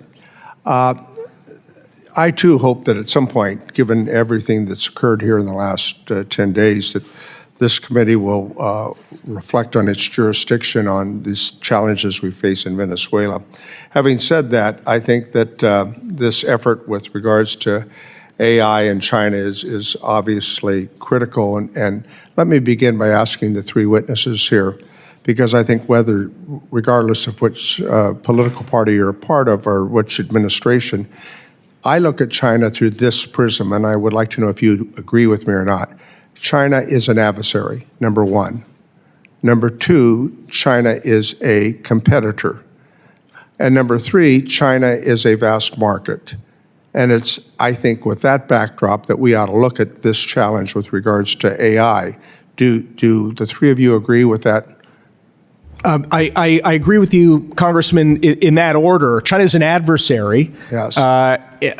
First, it's been a competitor for a long time. To the extent that it's a vast market, it's not one that is open and welcoming of Americans. Right, and their reputation for following the World Trade Organization or the rules of world global markets is lacking. Let's be clear about that as well. The conditions of the export authorization, Chinese customers cannot use chips for military purposes. However, when the CCP's national level military civil fusion strategy, it seems to me this rings hollow. Would you agree with that? What I would say is that it would be very, very difficult, if not impossible, to enforce. Well, right. I mean, we've seen that time and time again over the last 20 years. Under the MCF, resources, state control, including economic, science, technology, military, and more to advance the party's goals. It's all one entity. It's a syndicate. Once technology enters the Chinese ecosystem, there's no way we in the United States or any U.S.-based firms can guarantee it that it won't be used for military purposes. Is that correct? You all agree with that? And so, I mean, when we have this conversation, it is important to know in the United States we innovate. Chinese folks replicate, and they say the Europeans regulate. But the fact of the matter is we need to maintain our innovative edge, right? Any action on a commercial trade that would close that gap in favor of the Chinese would be a nonsensical starter from my perspective. Would you agree? Why would we want to give our adversary the opportunity to equal the playing field in any circumstance, especially when you understand what the Chinese Communist Party is all about? I think, we owe a lot of efforts to the revolution in technologies that have occurred in Silicon Valley and elsewhere in this country. It has made an incredible economic growth for the United States.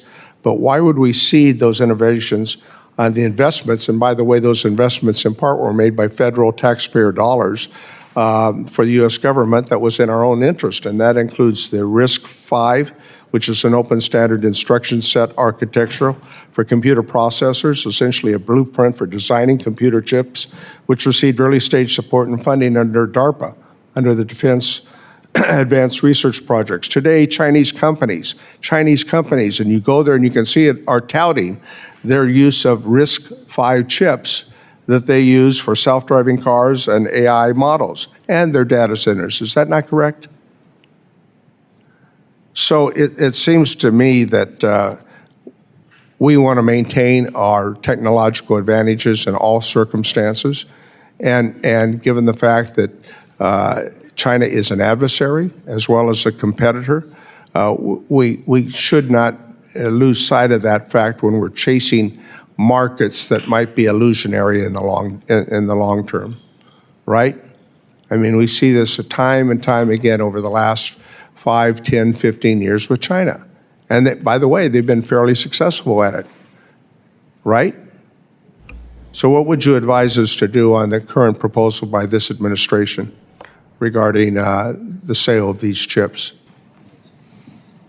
Well, thank you, Congressman. One would be to legislate to backstop rules that the administration puts forward.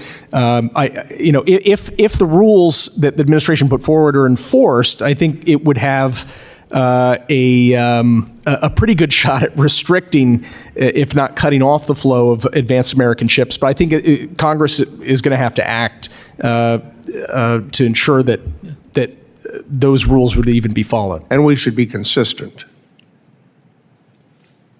I like consistency. I yield back the balance of my time, but I think this is a conversation that we're going to continue to have if we want to maintain our competitive edge. That's the bottom line. Thank you, Representative Costa. And we will look forward to doing, in addition to the classified briefings that this committee has led on Venezuela, open source hearings when their information is less sensitive surrounding the political prisoners being released, the conversations going on with the acting president who's working with us. And I'll certainly bring up then likely that the time that it took to snatch Maduro was less than most of us take to speak in this committee. Well, thank you very much. I'll look forward to that, Mr. Chairman. I'm sure many will. So, Representative Barr, you're recognized. Well, to be sure, the United States is in an AI race with our key adversary, the People's Republic of China, and the stakes could not be higher. Whoever wins the artificial intelligence race will gain an edge in economic power, military dominance, technological leadership, and global influence. This is the defining competition of the century. At the end of last year, the president signed into law the the National Defense Authorization Act, which included in my bill the Comprehensive Outbound Investment National Security, or COINS Act, also known as the Fight China Act. The COINS Act ensures that Americans are not unknowingly funding the Chinese military-industrial complex by restricting the flow of capital and investment into Chinese military companies or critical technologies, including artificial intelligence. Mr. Pottinger, you've been long an advocate for this outbound investment regime. How should the Treasury Department think about defining AI in their outbound rulemaking? I literally just came from another hearing across this building with Assistant Secretary of Treasury for Investment Security, the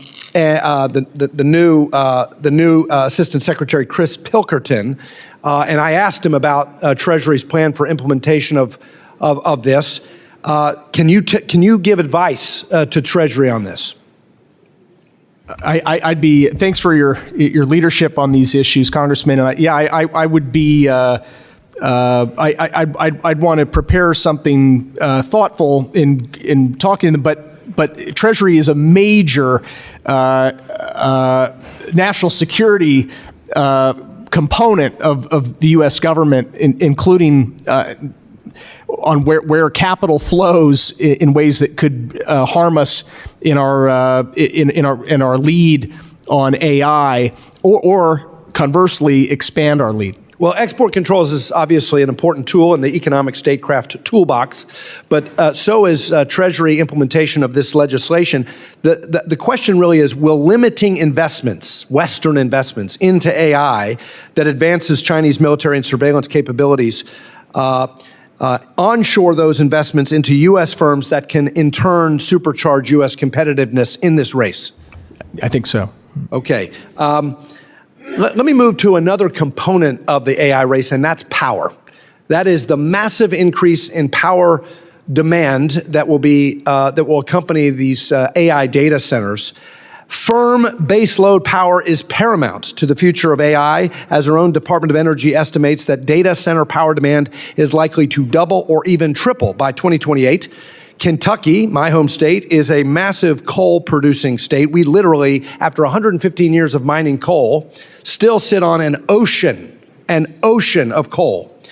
However, under the two previous Democrat presidents, and because of their burdensome war on coal regulatory policies, the U.S. has retired over 290 coal plants since 2009. That's over 120 gigawatts of power, of baseload firm dispatchable power in this country. Meanwhile, China builds and approves roughly 2 new coal power plants a week.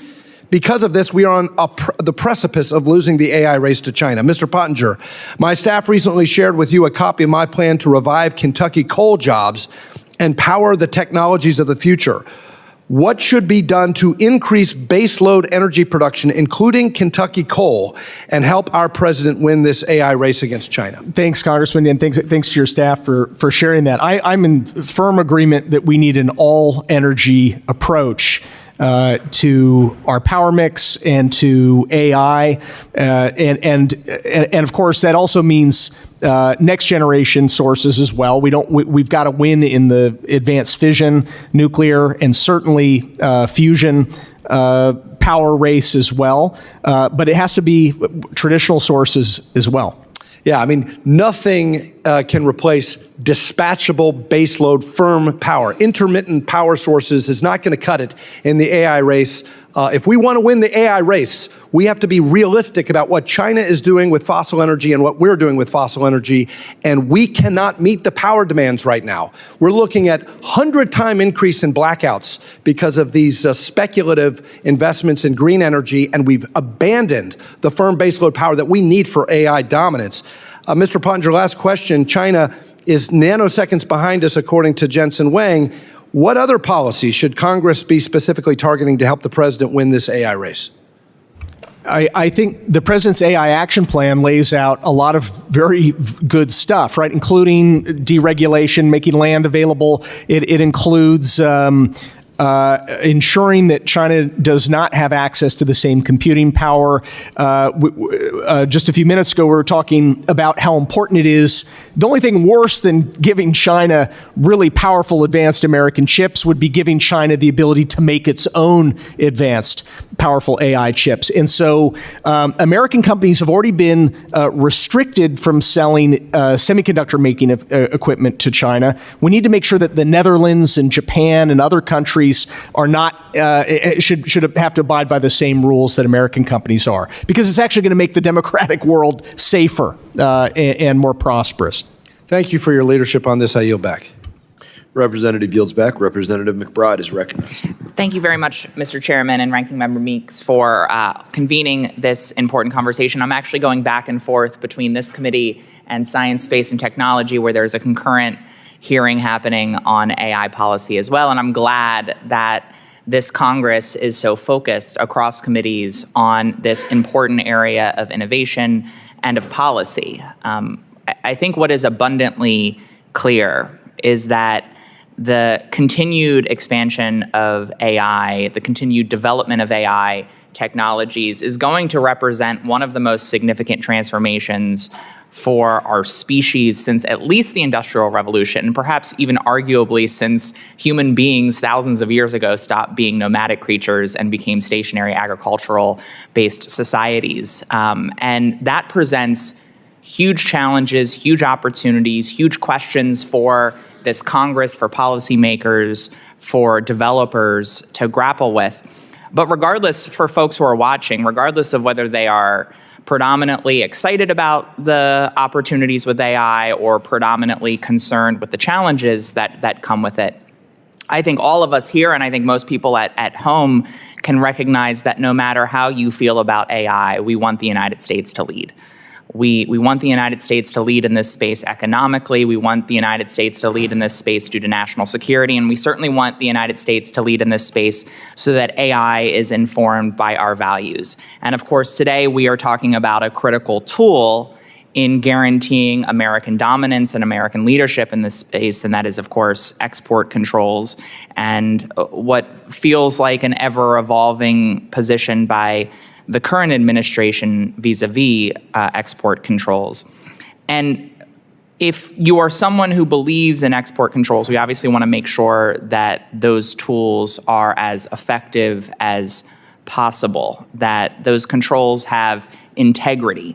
And so, Mr. Feiner, I'd love to come to you first, recognizing that no policy tool is perfect. There are limitations of every tool. What are some of the difficulties that come with enforcing export controls that the U.S. federal government, that Commerce has experienced in the past? Representative, one difficulty historically has been the resources allocated to enforcement to the BIS, as we've discussed. And by the way, this body should get a lot of credit for working to enhance those resources. More people means more enforcement, and I think that is fundamentally a good thing. Second, and we've talked about this in the course of this hearing as well, particularly when it comes to adversarial countries, hard targets, if you will, like China, access to information can be extremely challenging, even with the most rigorous enforcement. And so, for example, know your customer requirements that are well-intentioned and important can be very difficult to enforce in practice just because the information base that is being drawn upon is deliberately opaque. Entities use all manner of evasive tactics, from shell companies to just outright obfuscation and lies to try to hide their hand. And so there is this ongoing cat and mouse game. So to me, the most important aspect of enforcement is that it has to be ongoing and vigilant and iterative. It is not a one-off. Well, that leads me perfectly, and I think I can guess what you will say given that answer, but that leads me to the topic that I know a couple of my colleagues have brought up, which is last night's rule from the Commerce Department on the H200 chip sales. The new rule prohibits the sale of chips for any, quote, military end use, quote, military intelligence end use, or to a, quote, military or, quote, military intelligence end user, with compliance hinging on the department's licensing and vetting process. So given the existing backlog at BIS and past challenges enforcing controls because of limitations among the enforcers, how confident are you that the U.S. can sell these advanced chips to China while reliably ensuring they're not diverted to military purposes? Look, it gives me great concern. I think it would be a very appropriate topic for interrogation and oversight by this body. And in addition to the ability to actually enforce effectively this rule, I think the other area that we've not really touched on is what a dangerous precedent it could be if this same approach is applied to even more advanced chips going forward. And nobody has indicated that is the plan, but if past precedent is predictive, then I think that's something that we should be watching for very carefully, because applying this approach to Blackwells, for example, I think would be even more dangerous. Thank you very much. And I'm out of time, but I just want to thank all three witnesses because you've been incredibly helpful today with your opening statements, with your answers on this important topic, and I yield back. Representative Mills is recognized. Thank you, Mr. Chairman. I wish my colleague was still in the room, but I wanted to talk a little bit in response to her Venezuela comments. As we look at the illegitimate leader of Venezuela, Maduro, and his actual position as a cartel leader, knowing that the president has designated him as a terrorist organization and removed them, what we're missing is this. Yes, the illicit drug trade that was going on has been prevented as a result of the Department of War and the Secretary of War's actions when it comes to stopping these cartel boats from coming in. But this was never really just about oil, just about drugs, just about the removal. It's also about the denial of resources. And what we have to understand is that China, Russia, Iran, North Korea, this geopolitical alignment, this axis of evil, if you will, is what we're actually up against. Not a great superpower competition, but actual adversaries. And the president understands that. And when 70% of China's actual oil capabilities and energy comes out of Venezuela and Iran as they're buying up all of those sanctioned oils, this actually puts further pressure on them. And that's what we need to do, whether it's in a military, economic, or whether it's in a supply chain, resource, or in the AI space. America has the ability to advance well beyond, not just in the AI field, but in the quantum entanglement space and the AI autonomous self-healing drone capabilities, et cetera. And that's why it's so important. But I want to correct one thing, and I just want to make sure that I understand this correctly. We keep talking about the H200 chip. Now, we sell military hardware to many nations, but what we do is that we actually diminish some of the things, whether it be targeted packaging or certain types of electronic advancements, and making sure that the U.S. always stays superior in every single way. But what would be the categorization of the H200 in, I guess, a similar thing to the 950 that Huawei makes? Anyone have any idea what that comparison would be between the two?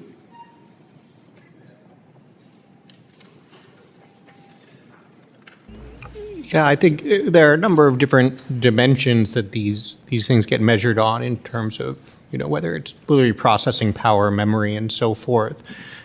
Depending on your dimension, H200 is sort of comparable or superior to the best that China otherwise has. And I would just also note that China is not one of the countries to which we send weapons with slightly reduced targeting packages. Correct. Well, look, at the end of the day, we need to ensure that we're always going to be ahead when it comes to China and the CCP. We need to understand their threat that they play on the Indo-PACOM, but also looking at the advancement of the Trump corollary to the Monroe Doctrine to keep the Western Hemisphere secure and safe, and that's all well and fine. But according to NVIDIA, when they talked about the H200 chip, they talked about the 950 being almost to an equivalent, and looking at the 960 that they're developing for 2027 and the 970, which is looked to be developed in 2028. And I just wanted to get your thoughts on that.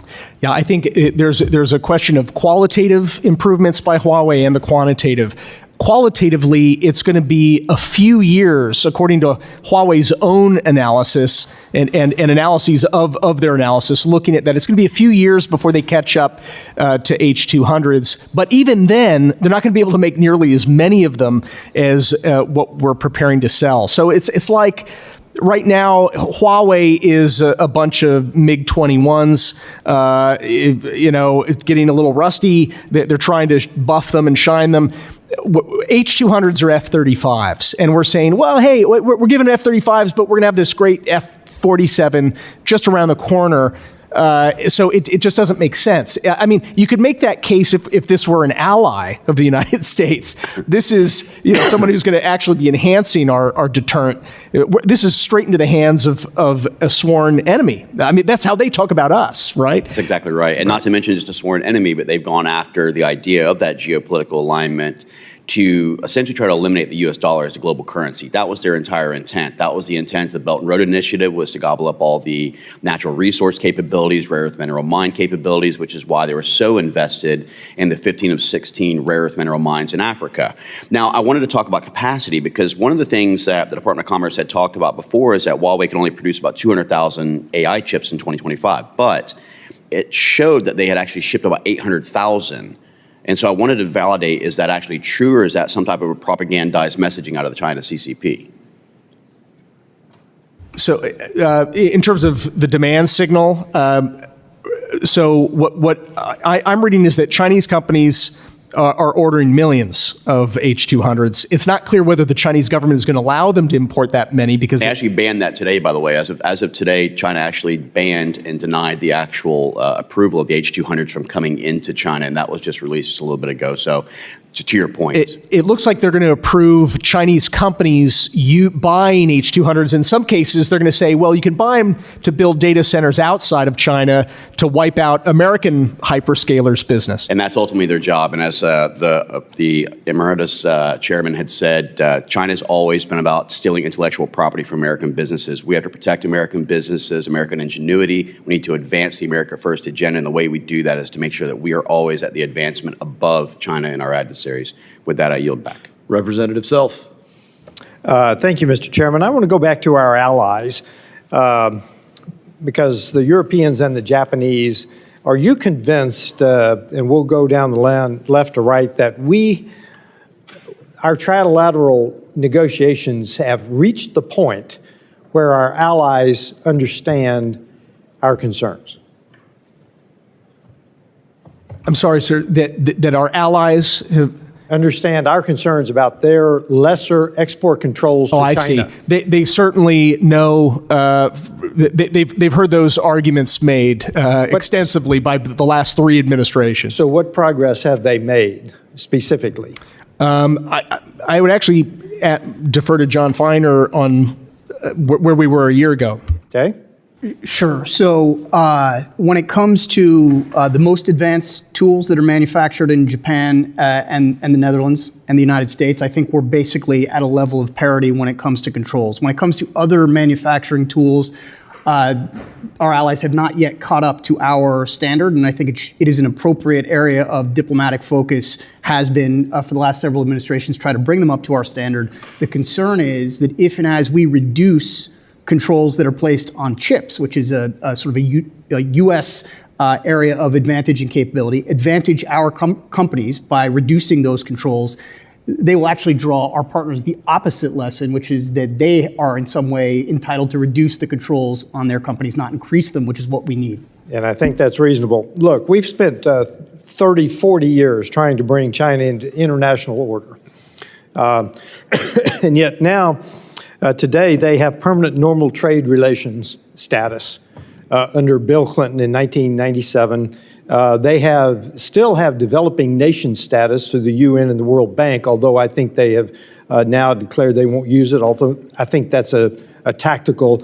So do our export controls offset the advantages that China has through PNTR and developing nation status?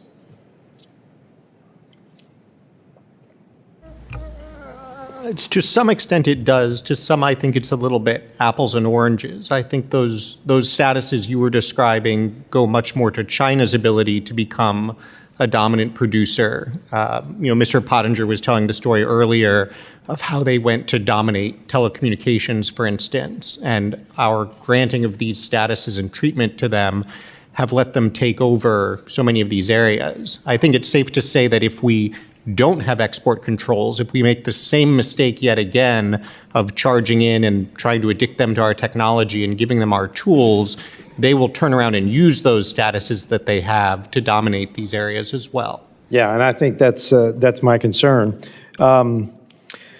I want to go back to, I want y'all to correct something, because we have heard, and I think there's a message out there that China is not producing military chips. They're trying to go into the domestic market. And I think that's probably a messaging campaign on theirs. Can you either verify that they are more concerned about their domestic use of chips as opposed to their military, which I think is absolutely ridiculous, because I think they intend to build military. Can you comment on that? Yeah, I mean, the Chinese strategy, well-worn playbook is capture, copy, and kill. Capture American technology and replicate it, copy it, and then kill the American industry that provided it in the first place, and then dominate. I mean, it's explicit. Their Made in China 2025 strategy, which is working out in many areas, it's a 10-year-old strategy, calls for China to have a monopoly or virtual monopoly globally in most of the important technologies of this century. I think it speaks for itself. Just to add briefly, it's important again to remember that this is an authoritarian communist country, right? We have U.S. tech companies that may choose not to do business with the Department of Defense. The idea that DeepSeek would develop some sort of breakthrough that could be valuable to the military and then turn around and say to the Chinese Communist Party, I'm sorry, we agreed we weren't going to share this with you. It's laughable, and it shouldn't be a basis for how we structure our controls. Yeah, and I just want to, we've had this conversation about this agreement, or this selling our chips, but we all know, and I just want to make this point before my time runs out, that we used to set a limit in Congress, and our BIS in Congress, and then NVIDIA would design a chip immediately underneath that standard. We just need to be careful we don't go back to that model as well. And Mr. Chairman, I yield back. Representative yields back. Representative Dean. Thank you, Mr. Chairman. And thank you to gentlemen for coming in, for testifying on this very, very important set of issues. I apologize, I was delayed in being here because we also had a very important hearing, sadly Democrats only, on the issue of Venezuela and what is next. And I do hope, I implore our chairman to make sure we have hearings, thoughtful hearings, including the White House, the administration, around the attack on Venezuela that was made with thorough planning and exquisite military ability, and absolutely no consultation with Congress. We are Congress. We are able to actually take in sensitive information and make decisions on behalf of the American people. On this set of issues, I thank you all for testifying. Mr. Feiner, I was thinking of you as I read your testimony. You rightly give the Trump administration, first Trump administration, I'll read from your testimony, deserves genuine credit, updating U.S. assumptions and strategies to make competition the hallmark of U.S. policy toward China. In your testimony, you also state that China's leaders increasingly see AI as not just one of many technology priorities, but as the critical technology that will enable their economic and military ambitions. And I'll say it again, their economic and military ambitions. Mr. Cass, you stated, any export of advanced AI chips or chip-making equipment to China must be understood as supporting its military, either by empowering its leading AI labs or by directly providing computing power to the People's Liberation Army. For both of you, can you talk more about what dangerous PRC military capabilities could be enabled by access to the most cutting-edge U.S. chips? Well, it's interesting, Representative. I'll read you a quote that's not from my testimony, but frankly could have been, which is that advanced AI compute is essential to the AI era, enabling both economic dynamism and novel military capabilities. Denying our foreign adversaries access to this resource, then, is a matter of both geostrategic competition and national security. And that quote is from the Trump AI Action Plan from July 2025. So I fully agree with that. I suspect, although I won't speak for them, my fellow witnesses today fully agree with that quote and believe that U.S. policy should be conducted consistently with that principle that's articulated there. In terms of what the specific dangers are of not adhering to that, we've talked about a number of them today. There have been recent disclosures, in particular in the cybersecurity domain, about very sophisticated, very advanced, and even effective AI-enabled cyber attacks that have been conducted by manipulating advanced large language models, an American advanced large language model in this case, but from a Chinese threat actor. That's one area of, I think, significant national security concern. We've talked as well about how AI can enable more sophisticated, more advanced military planning and the conduct of military operations, as well as intelligence capabilities. We've talked about the biotechnology implications, including the development potentially of novel weapons and pathogens. The list goes on, but the principle that was articulated in July 2025 by the current administration, I think, is one worth reverting to. And what was the reason for the change? And I want to layer in the 25% fee to the United States government. What happened here? I'm the wrong person to answer what the reason is for the change or internal considerations by this administration. On the fee that you described, again, I think they should answer how they think that is sort of broadly a beneficial thing. But what I would say is another good principle to adhere to is that fee does nothing to mitigate the national security concerns associated with reducing the export control. So whatever other benefits are perceived, it does not diminish the concerns that I think all of us have expressed about enabling these very advanced chips to go to China. So I don't believe that paying your way out of those national security concerns is a good way to proceed. To your point, and it won't pay your way out. It does not bypass the security concerns. And I know I have limited time, but Mr. Pottinger, Mr. Cass. I would agree with what Mr. Feiner said. I would just add to your question about what has changed. You know, I think the public reporting has indicated that, unfortunately, members of industry that are very eager to earn money selling chips have had an outsized influence on what the policy has become, and that underscores why it is incumbent on Congress to act in the American people's interest. Thank you. Appreciate that. I agree with that. Mm-hmm. Thank you. Thank you all. Thank you, Mr. Chairman. You're welcome. And absolutely, in addition to the classified briefings that this committee has offered on Venezuela, we'll make sure Democrats have the opportunity to complain about enforcing existing laws and conducting the arrest of criminals who have warrants against them like Maduro. And I now recognize Representative Kim. Thank you, Chairman. I want to thank our witnesses for joining us today.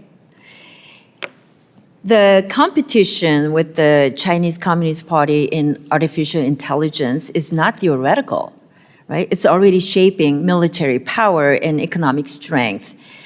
AI will define how wars are fought, how intelligence is gathered, and how authoritarian regimes project power beyond their borders. And there are many components to AI leadership, But the evidence shows that advanced compute is the single most important advantage the United States still has, and the CCP is determined to erode. Mr. Pottinger, based on your experience, how critical has chip access been in slowing or accelerating China's military and intelligence modernization? Nice to see you, Representative Kim. A better authority than me would be Chinese AI scientists themselves, and they characterize it as a decisive issue.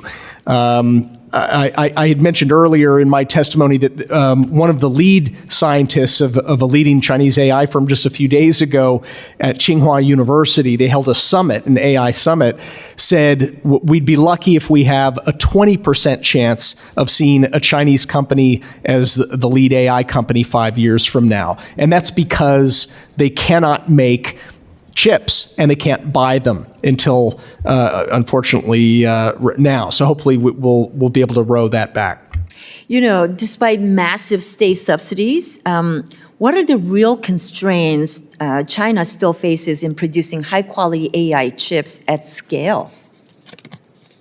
There are many constraints. The equipment is not available for making the most advanced chips like those that are made in South Korea and especially Taiwan, and increasingly starting small in Arizona. And so that is a feature of export controls. And in fact, President Trump in his first term was really laid the foundation for this. The Biden administration built mightily on that foundation, and President Trump in his first few months continued to build on it further until sort of this inexplicable backtracking. You know, are there warning signs that Congress should be watchful for? And that would indicate America's compete advantage is being eroded before it becomes irreversible. In other words, that the U.S. advantage, we should not take it for granted. Every month counts in this race. We're starting to see AI capabilities really taking transformational flight this year, and so every month counts. But my point is that people who argue that export controls are just they don't work or they eventually atrophy. In this race, where every month counts, they're actually decisive. I think it's the most powerful tool we have to win. You know, thanks to Chairman Mast for introducing AI Overwatch Act, we have now the legislative tool that provides an essential layer of congressional oversight of powerful American chips to make sure we are not ceding our innovative and sensitive technologies to adversaries. I know China is making advanced AI chips, but they also rely on the products that we are also selling to them, right? So I don't know if we need to enable them. But I just wanted to mention that in the time that I have, I want to talk about the export controls, right? They have worked, but only when they're clear, if they are enforced, and if they are aligned with our allies. And I'm concerned that loopholes and weak oversight risk undoing the process that we have made. So let me ask Mr. Cass a question here. Where do you see the greatest disconnect today between stated U.S. export control policy and how that policy is implemented in practice?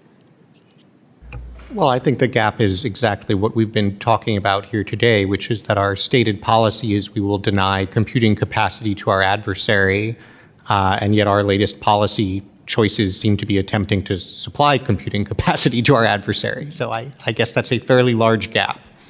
Mr. Pottinger, quickly, can you talk about how and where the U.S. export controls on AI chips been effective, and where are the biggest vulnerabilities?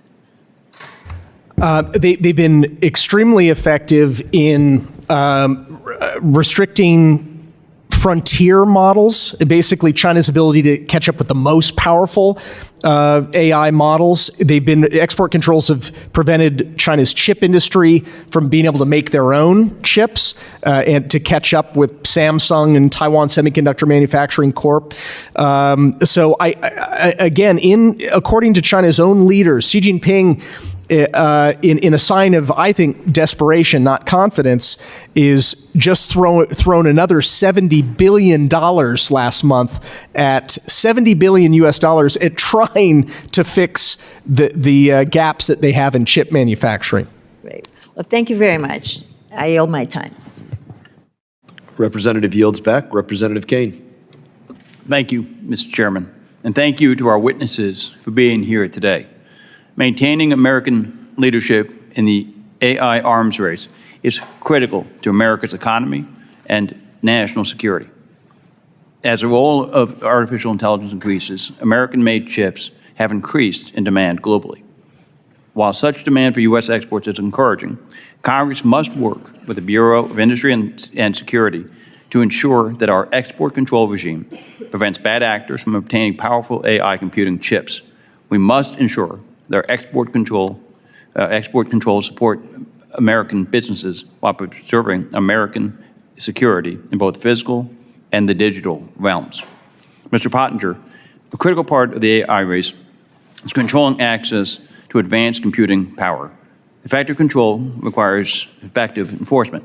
Yet the Bureau of Industry and Security often lacks timely information about violations. The Stop Stealing Our Chips Act, which I introduced with my colleague, Representative Johnson of Texas, addresses this enforcement gap by creating a whistleblower incentive program. Can we win the AI race with export controls that lack effective enforcement? We cannot. And how important are whistleblowers to improving chip control enforcement? Yeah, I'm eager to learn more. Anything that strengthens our ability to enforce is a step in the right direction.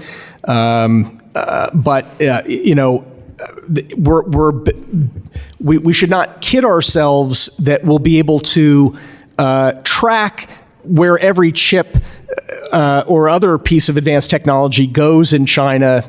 We'd be better off simply denying, having a presumption that we should deny that technology from flowing anywhere into the Chinese ecosystem. And so what conditions, standards, and enforcement mechanisms would you attach to the sale of advanced chips to ensure that U.S. AI If I may, sir, dominance? I would like to submit something after the hearing, after I've had a little bit of time to give you a more thoughtful answer to that. Okay. And so, Mr. Pottinger, research from Georgetown's Center for Security and Emerging Technology documented how China's People's Liberation Army has accessed U.S.-made AI chips for weapons development. AI technology has empowered the Chinese Communist Party's surveillance state and the censorship of its own people. To win the AI arms race, we need to understand what we're up against. What can the Chinese Communist Party accomplish with advanced AI chips in terms of military, surveillance, censorship, and strategic applications? The sky's the limit for them because this technology is so pivotal that it means that all of it, nuclear weapons, biological weapons. China has a biological warfare program that is in violation of international treaties. Biology is an area where AI in the commercial space is already having major impacts. We should not assume that Beijing isn't looking for advantages from AI for biowarfare, and the list goes on.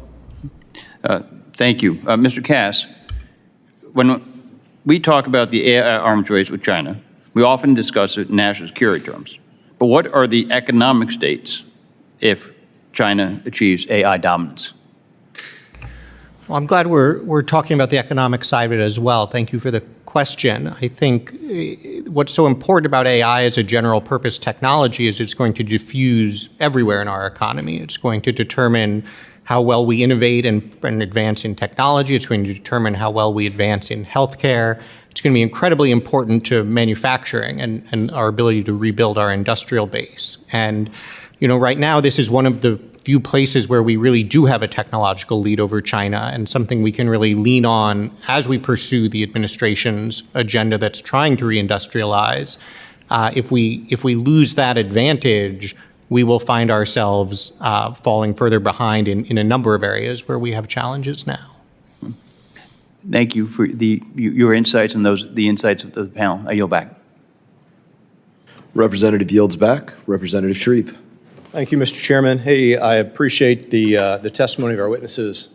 I've been able to participate all morning, and I have learned a lot. I'm a freshman member, you're down to freshman row here, from Indiana, and I don't come out of the industry, but I have been planted here because this space is so important, and that we learn from those that have been wrestling with this, as you all have for many years, as we form policy. Congress, of course, passed the CHIPS Act back in '22, and that was led by my Indiana friend and colleague, Todd Young, $50 billion. And I'd point out that $50 billion because I'll make another point in just a moment. But those investments, both from domestic and foreign companies, were on full display at CES last week. I've been out there in the past, not able to do that in this role. But we see that dramatic innovation in AI, in part arising from our country's investment in that CHIPS Act. Mr. Cass, do you agree with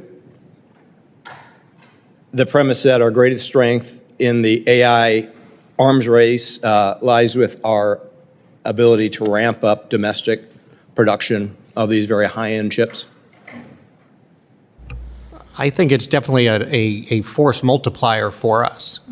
We right now, thanks to export controls we have had in place, have primary access to chips coming from our allies as well. The more that we are able to produce ourselves, the more we will control our own destiny. Yep. Well, let me weave this in with a couple things that kind of tie back to my Indiana district. I mean, progress is clearly being made. We've had investments from companies like TSMC, Intel, MediaTek specifically has partnered up with Purdue University in West Lafayette for a newly opened semiconductor design center, proving out success there. So while we, the U.S., remain in a strong lead position over China, we lag in other critical inputs, in my view. My colleague Annie Barr, also from a coal state, made the point on energy. One stat I pulled is that by 2030, China's going to amp up their, I wasn't trying to be clever, but yeah, amp up their capacity by 400 gigawatts. That's like 40 Manhattans at peak demand. I mean, they're going to have a huge power advantage relative to us just by the end of this decade. Also, talent. We produce some good AI development talent in Indiana at Purdue, Indiana University, Notre Dame. But China's developing fully half of the AI engineering talent today. And then capital. The Chinese government's put $55 billion in toward this initiative. I mean, they're analog in some respects to our 22 legislation that Todd and Schumer led on. So, Mr. Pottinger, probably the best person to put this to, is it possible for the U.S. to win the AI arms race solely by outperforming China in production and computational power? Is it possible? It's definitely possible, and by Chinese scientists' own admission, it's happening, especially at the frontier end. And it is primarily, as you point out, not because our scientists are better that we make more electricity. To your point, China can burn as much coal as they want. They build a lot of these plants very quickly. So the pivotal advantage that we hold is actually on compute. Now, that doesn't mean that we shouldn't be doing everything that we can to expand our energy production, and that means traditional sources. It means, hopefully we'll have a breakthrough in nuclear fusion.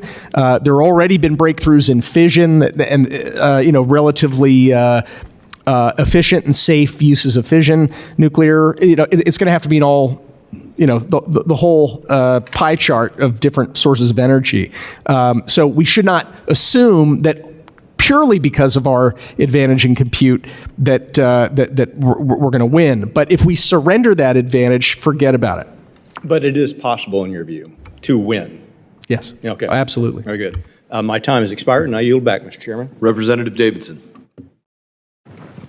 Thank you, Chairman. Thank you to our witnesses for just a timely, very critical hearing and a topic that is absolutely vital that we get right.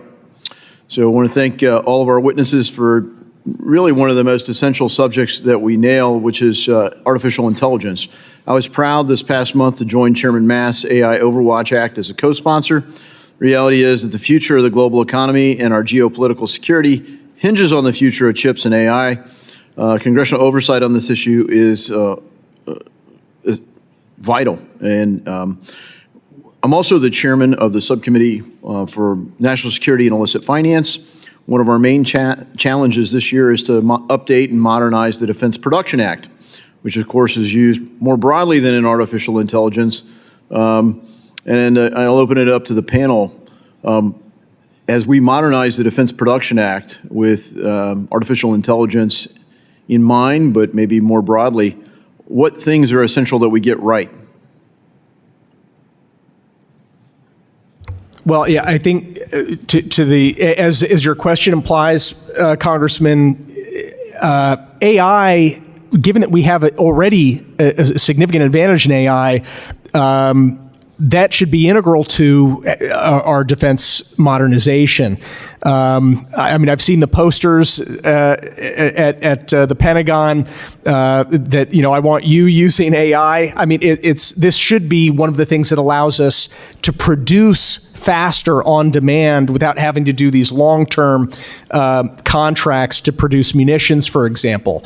But that would be just one very important example is munitions. It doesn't do us much good to have the most exquisite platforms, ships, aircraft, and so forth in the world if they're going to run out of ammo quickly. Yep, thank you for that. Mr. Feiner. First of all, I agree with everything Mr. Pottinger just said. I would only add, and I'd want to come back with a more sort of specific answer as to the key areas, that the United States does not have state-owned enterprises that the government can just simply direct in areas of strategic importance or policy priority. But we do have certain tools available to us, and the Defense Production Act is a big one, that enable us in areas of kind of overwhelming national security importance to the country to direct the private sector in ways that are strategically consequential. And so this tool, I think, has not been used as much as it could have been and should have been over time. And so I think exploring ways in which, particularly for something as important as winning the AI race, using the Defense Production Act makes good sense and is a constructive area for Congress to focus. Yeah, thank you. And of course, AI is going to go across lots of things. And so to the extent you talk about other sectors, really AI is just going to be integrated with how we deal with that. So the mantra of the Trump administration has been to de-risk critical sectors of our economy, and to some extent, particularly with respect to China. I was pleased to work with the committee to write and introduce the Biological Intellectual Property Protection Act of 2025 and to co-lead the effort with Representative Houlihan and in the House and Senator Cotton across the Capitol there in the Senate. Our biotech sector is one of the most important and promising innovation sectors for our economy. Our public and private R&D institutions are world-class leaders in creating next-generation cures. The unfortunate reality is that many of the labs that turn synthetic DNA code into usable sequences operate out of China, even if they are owned by American companies. Under Chinese law, all that IP goes through these labs becomes property of the Chinese Communist Party. Each year, billions of dollars in intellectual property are stolen through supply chain weaknesses such as this. Our bill would allow existing export control policies to regulate export of high-value biotech. Mr. Pottinger, Chinese IP theft spans nearly every information sector of the economy. How can we use export control policy to mitigate these risks? I would still go back to the controls on powerful chips, and since AI is going to sort of supercharge China's advances or ours in the biotech space. So I think that this could be pretty powerful if we actually row back the mistaken decision to start providing China with advanced AI computing capacity. It actually gives us a leg up in biotech. Yeah, thank you. And I yield back. Representative yields back. Representative Smith. Thank you so much, Mr. Chairman. Thank you for calling this very important hearing. I read with great interest, Mr. Pottinger, your essay that you would send to us. Very well done. And you point out that why 2026 could prove as important as 1989 and then build a narrative based on that. I would say one of the most important transformational things that happened under the Clinton administration was on May 26, 1994, Bill Clinton delinked human rights from trade. In a bipartisan way, we opposed that vigorously. I went to China before he did it because there were indications he was going to, which would just unleash hell on the human rights community there, democracy activists, and of course put us and everyone else at risk. And he just did it. And then by the end of the 1990s, or near the end, Christopher Cox did that very, very important piece, the Cox Commission, about how there was such a transfer, and courtesy of U.S. corporations and multinational corporations, of so much of our technology. And I worry a great deal, as I know you do as well and others, about how the inability, it seems, of many of the people who make a lot of money to see the implications of that dual-use technology. I had a hearing in here in 2006 on Google and Cisco, Microsoft, as they were transferring all of this technology to the Chinese Communist Party, and it's as if they didn't care. And, you know, I even quoted IBM and the Holocaust, a great book that talked about how IBM had aided and abetted the Holocaust and the Gestapo. And I said, here we go again, they're doing it. So my question is, or questions, I do co-chair the Congressional Executive Commission on China, whose mandate is to document the PRC's non-compliance with international human rights standards. Last month, the Australian Strategic Policy Institute issued a report on how China's new AI systems are reshaping human rights. One of the top line points is that the CCP governance model is being honed into a, quote, precision instrument for managing its population and targeting groups at home and abroad. Among the developments is the ability to preemptively suppress dissent by predicting content before it's posted online. Sounds like something from the Minority Report, where crimes are preemptively stopped before they happen in that movie. Can you elaborate on the implications AI has under the control of the Chinese Communist Party on human rights issues? And what about preserving historical memory? You know, one of the things that even Google did, and we actually showed it, when you did the Google search back in 2006, put in Tiananmen Square, nothing but happy pictures of people smiling and visiting the square. Nothing about the tanks, nothing about the Tiananmen Square massacre. How might that shape it? Congressman, thanks for your decades of leadership on human rights. If we had listened to you all those years ago, and others, well, it would be an even worse irony. I mean, we essentially, in pursuit of trade, sacrificed our principles on human rights 3 decades ago, which has put us in this difficult position vis-a-vis China. It would be an even more egregious foul if we were to sacrifice our national security in pursuit of trade. So let's not compound the mistake we made a quarter of a century or so ago. Look, we're already seeing ways that Beijing is using AI to surveil and to repress and to manipulate public opinion. And that's not only within China, it's now increasingly on our own shores as well. TikTok is, if you like, a primitive form of AI that has already had very destructive effects on democracy and free speech in the United States. And that's because there is plenty of evidence, and this is long before OpenAI was a major thing, right? We're talking about a technology that was developed years ago.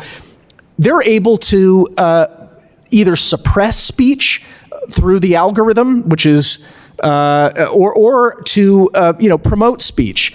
That's true of social media, but when it is regulated, by not the United States government where we have First Amendment protections, but in fact the algorithm is being governed in Beijing by a totalitarian dictatorship. It means we are sacrificing free speech in the United States by deferring to Beijing to decide what speech trends or is barely seen by anybody. So I think it only gets worse as the AI gets better, and that's why we don't want our AI regulated by Beijing. Beijing is going to be regulating our AI if Chinese companies are in the lead and their AI starts to become adopted heavily by much of the world, whether it's here in the United States, in Western Europe, with democratic allies, or in the parts of the world where most people actually live, in the global South, and all the places in between. Thank you so much. Thank you, Mr. Chair. Representative yields back. Representative Baumgartner. Well, thank you, Mr. Chair. I want to congratulate you and thank you for holding this this great hearing. We had a great first year in House Foreign Affairs, and this committee is certainly off to a really fantastic start with this hearing. Gentlemen, I want to thank you for being here. I've read all three of you. I wish Mr. Cass was still here, but I've read all three of you, and China, you all do really important work. Early this year, I had the opportunity to visit China as part of the first House delegation since 2019, got to meet the Chinese premier, did a lot of research and study ahead of time, and really appreciated the trip. I just wanted to relay a couple things that stood out with me for me from the trip. We had dinner one evening with a number of Western ambassadors on the trip, and the comment that stood out most to me was one of those ambassadors said, "Hey, you think that America is trying to decouple from China? You have to understand that at whatever speed you think you're doing that, China is working at double the speed to decouple from you." So that was a comment that stuck out. Another comment that stuck out from that trip with me is we were meeting with the country head of a leading U.S. technology firm, and I was discussing and asking comparisons between India and China in the tech space and why they wanted to be in the country, given all the intellectual property theft, given the other issues. And this Western head of this Western company said, "We have to be in China because of the amount of innovation going on here in the country and what the competitive destruction that takes place in the aspects of China that are capitalist at the bottom end of their economy, the competitive destruction, that they needed to be there." So I just wanted to relay those two questions. One of the benefits of being, or those two comments, one of the benefits of being a freshman in Congress is you get the blessing of hearing so many people ask questions ahead of you that you don't have to go over retrod areas. But I would like to hear from both of you about data centers and the importance of data centers in the AI race. And then, as I look at China, I want us to avoid a war with China. And I think the best way to do that is prepare for war with China. So that's a prism in which, I look for things. I certainly, again, want to stress how much I want to war with China. But, China is strong but brittle. They have a lot of strengths in that innovation, the competitive bottom part of the country, certainly being a command dictatorship allows them some flexibility and speed, which we don't have. They're whipping our tail when it comes to power production. That's an us problem as much as it's a they problem. But they also have some real weaknesses that we know about in terms of their demographic challenges, their ability to attract and retain capital with their capital controls, the problems with the property sector, things that you guys have written and talked about. But, their other weakness is they alienate a lot of their near neighbors, and folks aren't exactly eager to sign up for Chinese global domination. So it seems to me, which is all a long preamble to say, that it seems to me that we should really be having this AI strategy conversation with our allies, particularly the Quad. And so if you could expand maybe a little bit on data centers, and then if you could also address what if you think that we should be having this conversation with our allies, and whether that's a possible conversation, because folks that would have consequences from China leadership in the AI certainly will be us, but it'll be Taiwan and Japan before it's us. And I think it would be beneficial to members of Congress to think about this conversation with our allies and what might China and Taiwan like to see from us, and maybe the Indians as well too. So maybe you guys could go from there.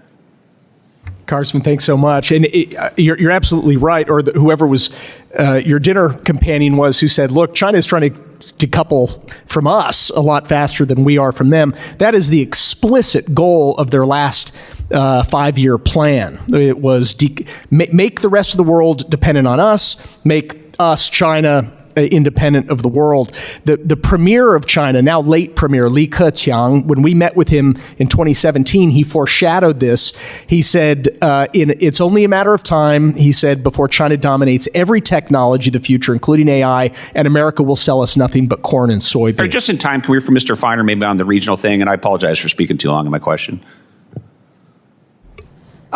Thank you, Representative. I very much appreciate you raising the issue of partners and allies as a sort of force multiplier for the United States.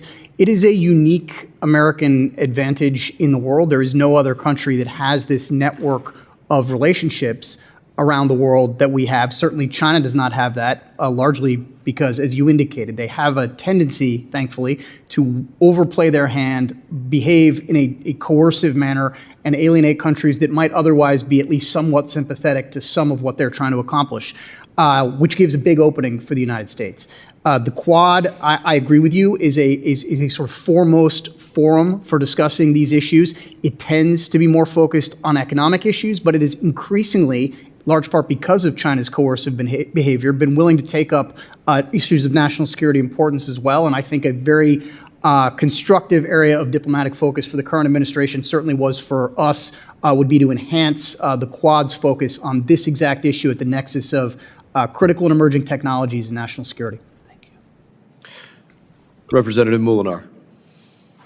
Thank you, Mr. Chairman. Chairman Molinar, allowing me Chairman to be of the part China of this, Select Committee. Glad to have you join us today. Appreciate the opportunity, and I wondered if you could talk a little bit. Industry leaders are continually highlighting the accelerating advancement of AI systems in both the U.S. and China, and it's already being used on the battlefield in Ukraine.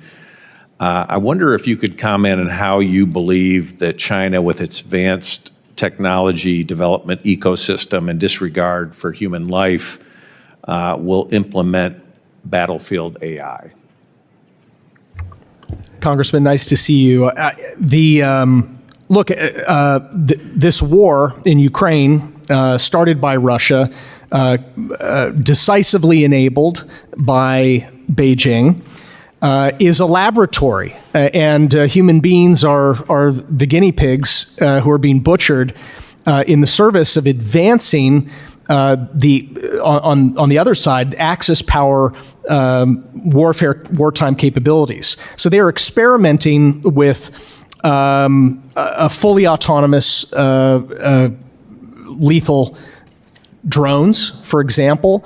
And it's this cat and mouse game. It's only getting worse, and they're acquiring combat experience on the other side. Not just Russians, but a whole division of at least of North Korean troops.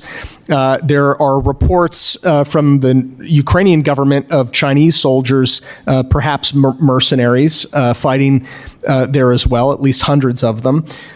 So yeah, we shouldn't think that there's some nice, neat prohibition among the Axis powers on using AI to the fullest extent possible to kill and win wars. I'd only add, agreeing with everything Mr. Pottinger just said, that there is no doubt that in the context of what the two countries themselves describe as a no-limits partnership, the PRC and Russia, that we focus a lot on the support that China is providing to Russia in the context of that war. I am confident that support does not come for free. And one of the things that China gets back, in addition to trying to prop up really its only friend that has a geography in Europe, only significant friend, is that it is getting data from the battlefield. It's getting data on how the components that it is providing that go into Russian weapon systems are performing. It's getting data on how this new AI-enabled area of warfare is playing out in real time on the battlefield. And by the way, just as China is drawing that data, that information into its own military and learning lessons from that, best be doing the same, given how much work we are doing to provide help and support for Ukraine. Because, as Mr. Pottinger said, this is a laboratory for modern warfare. It doesn't mean every war that comes after this is going to be the same. There are going to be significant differences, but we should be learning those lessons, and I'm confident that China is trying to learn those lessons. Thank you. I wonder if also you could comment on recent reports. NVIDIA plans to ship up to 2 million H200 AI chips to China, with plans to ramp up production capacity for even more. At the same time, we're hearing about reports of shortages of key AI chip components and that are leading to supply constraints for chips going to U.S. customers. Thanks, Congressman. Yes, it's actually zero sum. Many of the Blackwell chips and other chips that American companies are buying from NVIDIA use the same components, high bandwidth memory, for example, that go into the H200s that NVIDIA is preparing to sell to our adversary in China. So it's self-evident that there will be fewer chips available for American companies as a result of building more chips for China.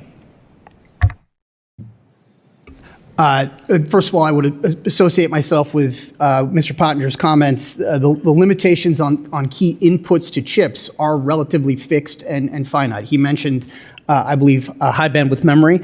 That is the most consequential one, but there are others as well. And so I think one area of appropriate oversight and scrutiny is what exactly are the trade-offs, not just at the level of the fully finished chip itself, but at the level of the inputs to chips that will limit the ability of not just American customers, by the way, but allied customers from getting this product at the expense of the Chinese getting it. Thank you both. And Mr. Chairman, I yield back. Yeah. Mr. Rice, I have to go to Representative McCormick, if you don't mind, and we'll go to you right after that. Representative McCormick. Thank you, Chairman, and thank you, Mr. Rice, for yielding. Thank you for both being here on this very important topic today. I'm really excited about it because it actually talks about the future of our industry and our prominence in the world right now. I think it's been clear that our company should be the foundation of the global AI stack, and sometimes that's in jeopardy when we put limitations on our ability to sell abroad.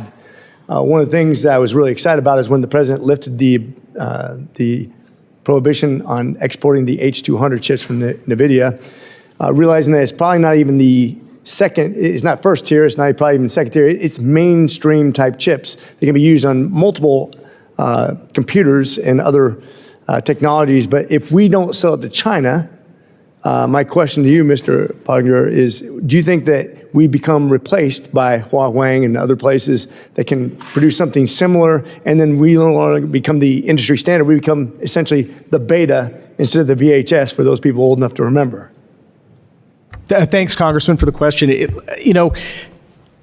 The odds that Huawei is able to gain on NVIDIA increase if Huawei has access to NVIDIA chips. That's the irony of this. That's the paradox. China has already made clear that they're never going to let NVIDIA dominate the Chinese market. In fact, even though the administration has offered H200, NVIDIA is offering perhaps millions of these chips.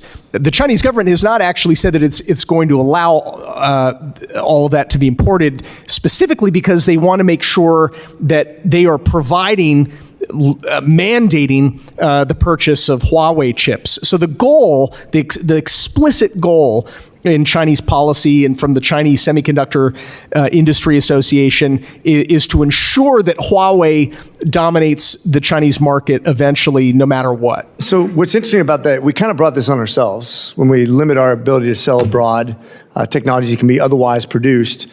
We lose that competition, and people go like, well, we need enough chips here. Well, we don't have a shortage of chips here. We can produce limitless numbers of chips. But what we've done is now created a gap which has been filled by another company, and now we're in this predicament. And that's where we're at right now. And ironically, if you read books like Chip Wars and you see what put us ahead of everybody to begin with, is when people start copying you, they fall behind. So as Elon Musk once said, I don't even worry about my patents. I only patent my stuff because I don't want people to keep me from using my own technologies. If you're copying me, you're behind me.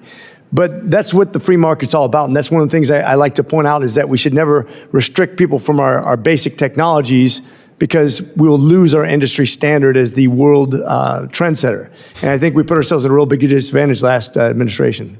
I agree with you. When we're talking about free market economies, friendly rule of law, law-abiding democracies, I'm in favor of not restricting, at least allowing significant access by friendly countries to that stuff. China is not a free market system. It is a totalitarian dictatorship.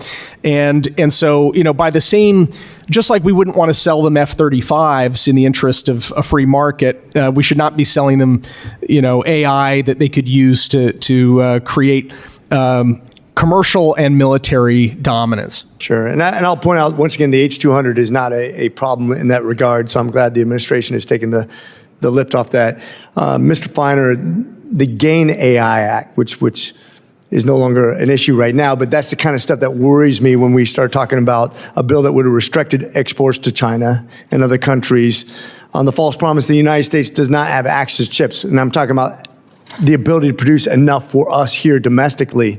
Do you think it's a good thing that we got rid of that, or do you think there's another way to look at this? Because I personally think we have plenty of chips as long as we don't inhibit ourselves. Representative, I do support, without going into one particular piece of legislation or another, increased activity by this committee, by this body, to look at the concerns that we've expressed, those of us on this panel today, about the Chinese getting access to the most advanced technology that the United States produces. So whether it's the approach that you just described in that former piece of legislation or others that I understand are under discussion, I am for taking a hard look at this from this body, because I believe that U.S. policy is most effective when the executive branch and the legislative branch are taking mutually reinforcing steps consistent with our national security. And I do have concerns that the number of chips that can be produced is finite. Maybe it meets today's demand, maybe it doesn't, but by all accounts, demand is exploding, it predicted to explode in the years ahead. And there will be some trade-off as to who gets access to this most important input into the AI race that we've been discussing. Hopefully we can adjust on the go. Thank you so much for the time, Mr. Chair. Representative Issa.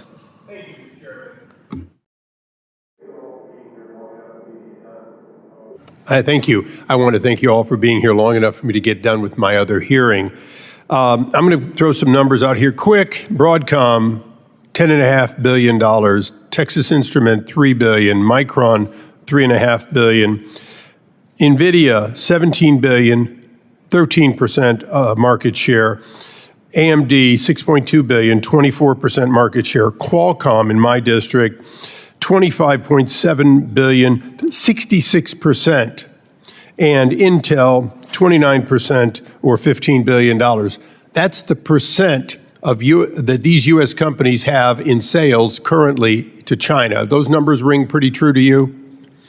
I'll take your word for it, sir. Okay, so is it fair to say, no matter what we might want to do, that we have a problem here, which is we are addicted to selling to China, just as we are addicted to buying from China? Is that sort of, using the addiction word, pretty fair? It's a better use than the fantasy that will make China addicted to our things. Okay, and I want to follow up exactly on that point, because I think you're exactly right. China wants one of everything we have, and notwithstanding Dr. McCormick, having been a manufacturer and a patent holder, I can tell you that I have the same product, but cheaper, is why you do enforce your patents often, is that even if they're copying and stealing your market share and dramatically undercutting you so you never get the volume on your innovation, you never pay for your innovation. So we have twofold.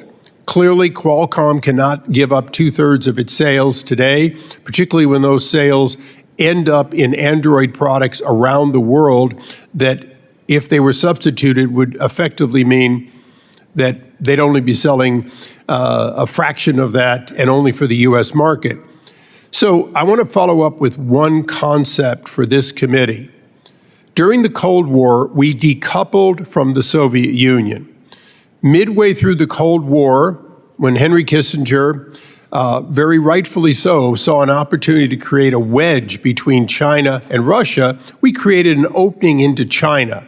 That opening was, in fact, to deny, to a great extent, the Soviet Union that relationship where us versus them was the two of them.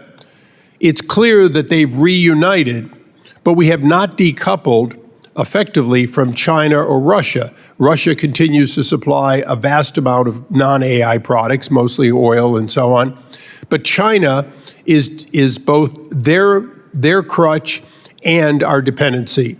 So is it fair to say, at the conclusion of this, that if we're going to win in AI, we have to wean ourselves off of dependency, decouple, while in fact continuing to push forward, that we have to do both if we're going to win the AI battle? I agree with the sentiment. Yeah. So if I could put it in the simplest terms, one that even a publicly educated kid like me would understand, we are back into a Reagan us or them time. The us is the free world, and the them is best known for China and Russia and their immediate allies. And that in an us or them world, as Ronald Reagan, when asked about what his strategy was, said, we win, they lose. Is that really where we are again? Exactly where Reagan inherited the Cold War, that we have to, in fact, win this by decoupling and by causing the rest of the free world to also decouple?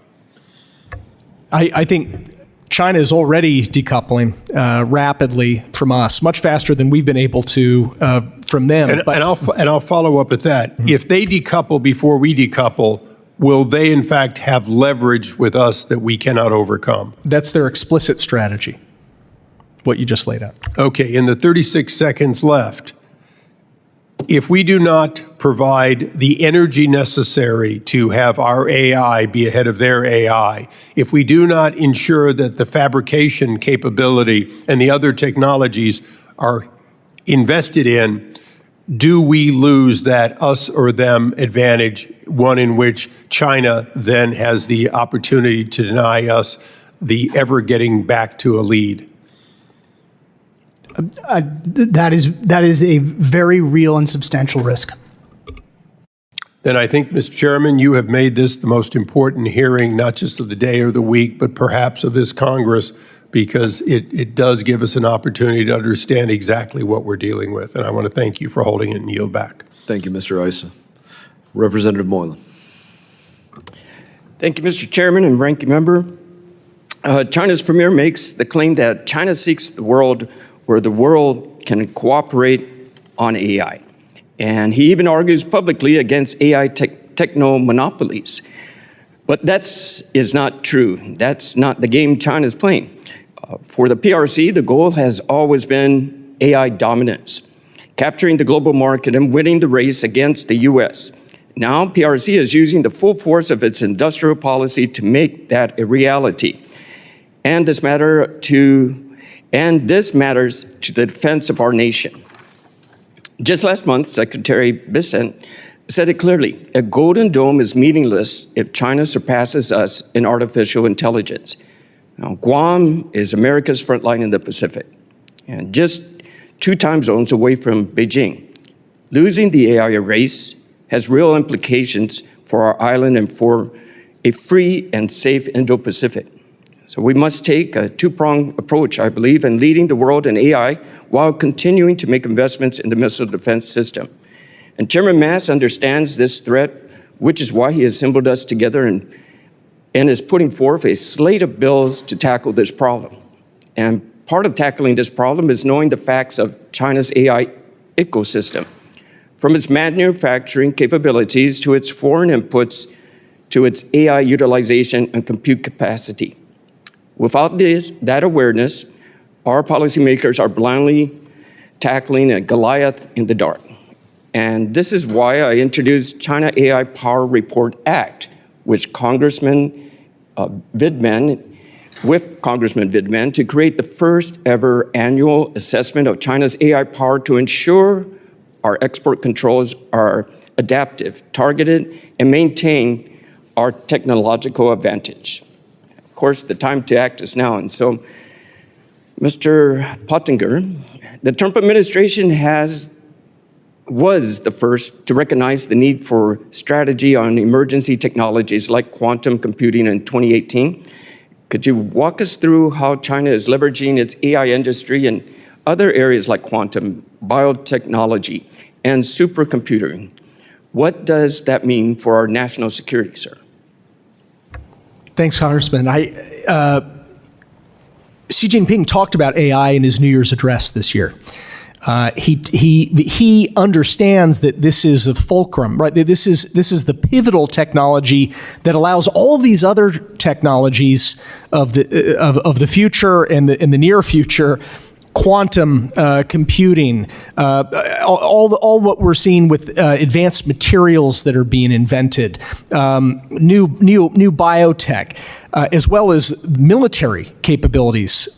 He sees this as so important that he is pulling out all the stops. In fact, while he's been leader, China has now spent more just on semiconductor manufacturing so that they can be very capable in AI. They've spent more than 4 times what Congress passed for semiconductor manufacturing in the Chips and Science Act in 2022. 4 times. Their economy is less than 2/3 our time, and they're spending 4 times that amount of money. So I think that all of those technologies you were mentioning, quantum, actually, the lead, I think Xi Jinping is correct in identifying AI as the spark plug that is going to allow either us or a communist regime in China and their friends to dominate in that space. I appreciate it. We got a minute left, and can you expand or let me know what's China's access to compute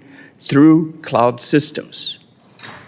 Yeah, that's very, very important. That's one of the big loopholes that the last administration was working to address, and that I think there's still a lot of work to be done.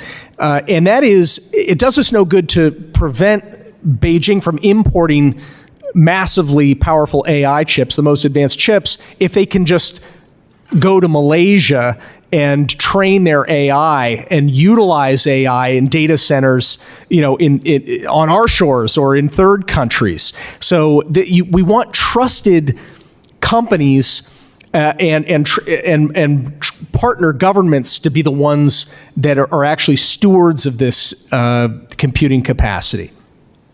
Appreciate it. Thank you very much to the panel. Thank you, Mr. Chairman. Thank you. Representative Fine.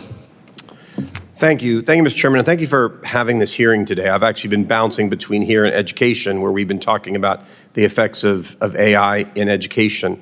I think this really boils down to 2 issues. The first is, do we not let China get our technology? And I think the chairman has a bill that will very effectively deal with that. But then I think the second part of it is, how do we make sure our technology becomes the standard for the world and not Chinese? So there's sort of an offensive and a defensive. I would describe the chairman's sort of defensive, don't get our stuff, and offensive, which I've got a bill called the Full AI Stack Export Promotion Act that would do to try to push our stuff out there to become the global standard. Now, Mr. Pottinger, we saw an aggressive push by China to include AI full stack into their Belt and Road Initiative with the goal of making countries stick to the communist AI ecosystem. My bill that I've talked about would direct the State Department to identify American technologies and promote them to our allies and partners so they stay in the American AI ecosystem. Can you explain how aggressively you think it is, or how important it is that we aggressively and securely promote our AI technologies, and how that counters China? Yep, I'm strongly in support of American technology dominating the full stack in most of the world, not in China per se, where we're not actually welcome, right? So, but when we talk about the tech stack, it's important to remember it's not just the hardware, the NVIDIA GPUs and so forth. In fact, the further up the stack you go, the more valuable it gets. NVIDIA, I mean, to use maybe a bad analogy, if NVIDIA GPUs are the rails for the railroad, all of the things that enables in terms of AI applications, the data centers, the incredible innovations that are made possible through creative use of AI, those are the locomotives on the track. I'd put it this way: the hardware creates the capability, the software creates the creativity. I mean, that's right, and more of the value is there. So I would rather sacrifice, giving China some railroads in service of us making sure that we dominate the locomotives and all the way back to the caboose. That should be American companies in not just in the United States and competing for major industrialized economies, but for the whole world, global South and in between. So I have one other question. Again, you're talking about software. So to use an analogy of sort of social media, China was able to weaponize TikTok as a vehicle, not only just sort of we're not talking about military benefit. We're talking a lot here about them using our technology for military, but TikTok was weaponized as sort of a propaganding and brainwashing exercise.